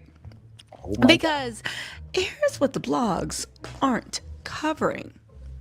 But insiders are whispering like their lives depend on it. Y'all, Netflix might sue Diddy. Yes, not the other way around. Because Netflix has already sent Diddy's legal team proof that they obtained the infamous behind-the-scenes footage legally.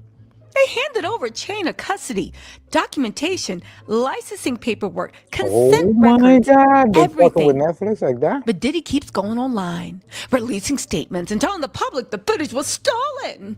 And Netflix is allegedly fed up. But the word behind the scenes is there's whispering, yo, Diddy's damaging our reputation. If he keeps lying about the legality of the footage, the billion-dollar lawsuit can go both ways, baby. Meaning, if Diddy keeps provoking them in public, he might be the one getting dragged into court Whoa, by Diddy. Netflix. And that's You gonna before cost we him a even get to the bag. cameraman You who gonna broke his cost him a silence bag. and accidentally ended Diddy's whole case. Tonight, let's dive into this all because it's all connected. Okay, so listen, right? Well, I know what you guys are wondering. Tisa, what are you talking about? You know, stuff. But I know you're wondering, why is Netflix getting ready to fire back? Well, reports are saying that Netflix has one thing Diddy never Why is that? expected. Receipts. Legal receipts. Multiple outlets are saying Netflix has already proved how they got the footage. They've already proved shit. it was acquired legally. shit. They've already Shit is in the notified tournament. Diddy's attorneys, and they've already shut down his cease and desist threats. So why is Diddy still online insisting it was stolen? Yeah, why is he still Because doing that? many people think he wants to win the public narrative. But Yeah, by doing that, sounds like Diddy. he's let's just roll tape. He's accusing Netflix of criminal behavior, accusing their staff of theft, and accusing their documentary team of conspiracy. And corporations don't play about their reputation. No, People they inside don't. the industry are now saying, Nope, they don't. yo, if Diddy keeps talking, Netflix will sue him for defamation and malicious interference. $1 billion lawsuit can go both ways, and Netflix has the money, the legal team, and now the moral high ground. But how did Netflix legally get the footage? That's where the story gets devastating for Diddy, because it wasn't the courts that destroyed his lawsuit. It was his own cameraman.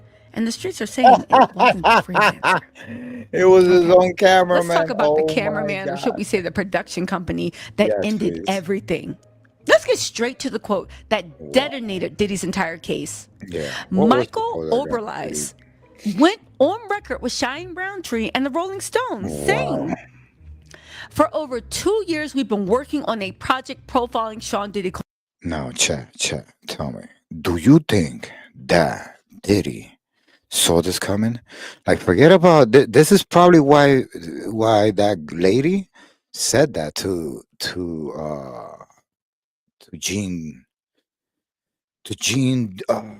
that dude Gene, Puffy's bodyguard. That's why she said that to him. She said, "Yo, Diddy ain't got 50 don't got nothing to do with this. Diddy can't tell us. I mean, 50 cannot tell us what to put in this documentary." She was right. Look at who's stepping up. It ain't 50. 50 is not suing Diddy for saying that or for defamation. Guess who's coming after Diddy? Netflix. Diddy Combs. The footage in question was not Netflix released coming by for you, me or Diddy. anyone authorized to handle Sean You got Combs' them lawyers materials. ready because you already It was by know. a third party who covered gonna for give me you the for cease 3 and days desist. while I was out of state. This incident. Wow. This is how unrecognized high IQ looks in kids. Constant overthinking. High IQ minds analyze everything. Bored by simple tasks. They feel mentally unstimulated. Always thinking, rarely taking action. That Their sounds like body me. is still, but their mind is racing. Wow, Chad. Struggle to start pointless tasks. What do They you avoid inefficient or Anyway. This incident had nothing to do with any fee dispute or contract issue. The actions you of guys the are parties enjoying this involved reflect episode. the lack of integrity every storyteller should uphold. Taking footage intended for a project to advance a And we narrative are live. that This was is the Cheat not Challenge. our own is both unethical and We're unacceptable. watching Now we have to decode this statement because they say a lot. Netflix in it, ready to right? sue And Diddy. I'm sure Piece you of don't know where I'm toast. going. Just hear me out, Guys, right? go follow The statement her. does Smash 3 the like button while you're there. catastrophic things. It confirms that this guy, Mm-hmm. Oberlies, didn't leak it. Mhm. He clears himself completely. He blames the freelancer, a freelancer who worked only 3 days, saying that freelancer is the one That's who transferred and because- licensed the footage to Netflix. And also, he admits the nuclear truth. This was not a contractual issue. It was When not a filmmaker contractual says issue. This wasn't a contract issue. You know what that At all. means? There was no contract No contract. for him and for the freelancer. That one line is what legally ended Diddy's billion-dollar bet. Bluff, whatever you want to call it. So let me tell you something. If you don't know, let me run you through really quick how no contracts ruined Diddy's life. Diddy has a decades-long pattern of refusing to sign contracts with creative workers. Why? Well, because no contract means he can renegotiate later. He can underpay. He can withhold credits. He can deny ownership. He can change the project direction anytime, and he can maintain psychological control. It's not a mistake. It's a business model. Remember what Little Rod said Diddy did to him? Had him working 2.5 years, never signed a contract, didn't pay him anything, then negotiated it down saying he'll pay him $30,000, $29,000. Then he never even got that $29,000 for 2 years' work. That is $15,000. That's $14,500 a year. Looks like he was doing that with this filmmaker too. Again, it's not a mistake. It's a business model. Ask Bad Boy Records. Ask former artists. Ask producers. Ask dancers. Ask assistants. Ask Little Rod. That's Little Rod. Contracts. People say because contracts. He just threw Little Rod under the bus. You saw that And shit? Diddy That's only Little Rod. functions when he holds all the power. Yeah, that At is. least that's what we've been led to believe. No, that's a Again, fact. this came out in court too. Prosecutors revealed he tried to negotiate the gotcha. escrow fees because $600 was too much. Yeah, The same behavior, the same instinct, the 600 same could not be refusal to too much. honor terms and pay people fairly. Yeah, he don't So, pay of nobody fairly. course, Diddy didn't have a Hold up. contract with the videographer. Of course, Diddy didn't have a contract with the freelancer. Of course, Diddy didn't have copyright assignments. Of course, he didn't have work for hire agreements. Of course, Diddy didn't have NDAs or releases. And guess what? If he never owned the footage, he can't sue Netflix for using this. Again, you guys, I want you to sit with this for a second. This is insane. And the fact that Diddy's, and I do honestly believe that Diddy for over 2 decades, he was so powerful that no one would dare go against him. So what did they need a contract for?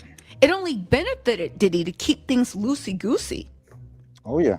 But one question I do want to ask y'all is the cameraman playing in Diddy's face too?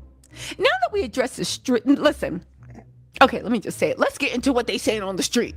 Because people are side-eyeing Michael Oberlies too. Because how convenient is it that the man filming Diddy for 2 years just happens to be out of state for exactly 3 days, the 3 days before the trial? Well, I'm sorry, 3 days before he got arrested? When the most damaging footage walks out the door into the hands of 50 Cent, Diddy's biggest public rival, and Yeah, Netflix, that was who've very been hunting convenient. for dirt for this documentary? Baby, That's I not mean, maybe you convenient. can call it a coincidence. It is super convenient. This to me looks like a coordinated loophole. Either, this is my guess, A, the freelancer knew the footage wasn't protected and cashed out legally, or B, the cameraman intentionally left the loophole open. A subtle act of rebellion or self-protection, or a quiet way to distance himself from a sinking ship. Because if Oberlies was under a real contract, then any freelancer he hired would also be bound by that contract.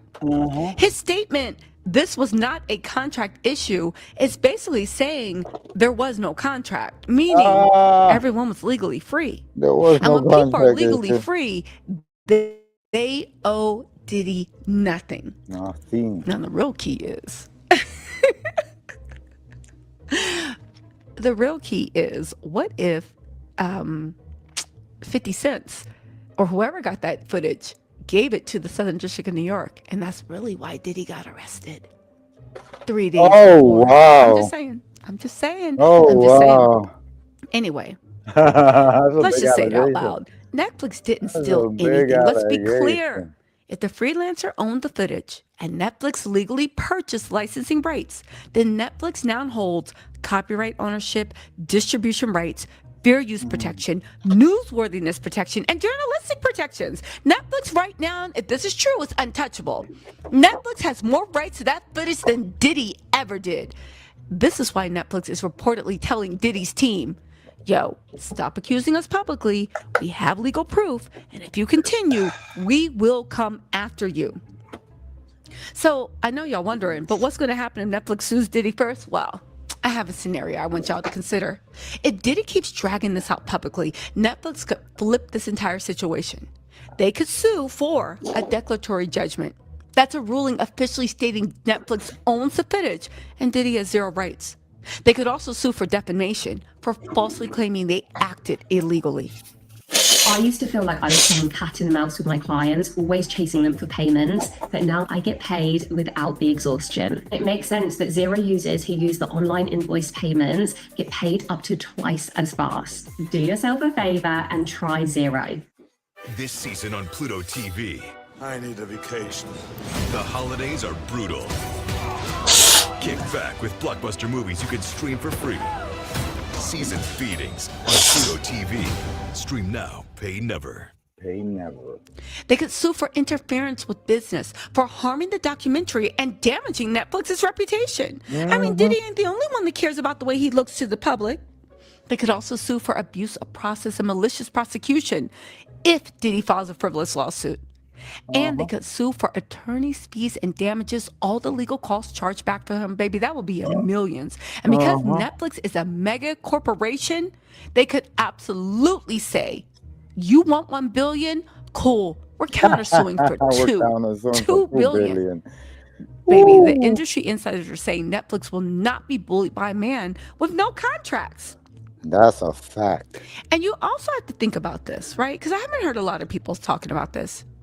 Netflix might sue Diddy because they are tired of him damaging their reputation. The cameraman may have quietly sabotaged Diddy by exposing the contract loophole. The freelancer may have been strategically placed and legally positioned to leak the footage. There's a chance this wasn't a leak. This was a chain reaction created by Diddy's own arrogance about paperwork. And also, if Diddy files anything, Discovery opens every hard drive he ever filmed. Every meltdown, every witness call, every incriminating moment he captured for 2 years. The lawsuit will bury him faster than any documentary. So, no. Netflix didn't break into Diddy's vault. The cameraman didn't betray him. The freelancer didn't rob him. 50 Cent didn't manipulate the system. Diddy did. He refused to use contracts. He refused to protect his own footage. He refused to respect creatives. And now he's accusing Netflix of crimes they didn't commit after they've already handed his lawyer proof of everything. At this point, Netflix isn't afraid of Diddy. Netflix is tired of him. And if he keeps poking the bear, that $1 billion lawsuit he keeps threatening, well, the streets are saying Netflix might file it first.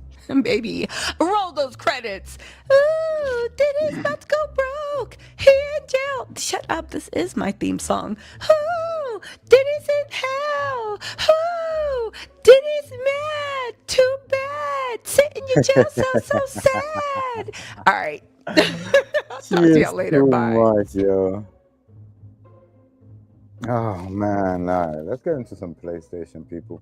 I think we watched enough. Amazon offers hourly employees health care on day one for the whole family. Mom, come quick! Go, go, go, go, go!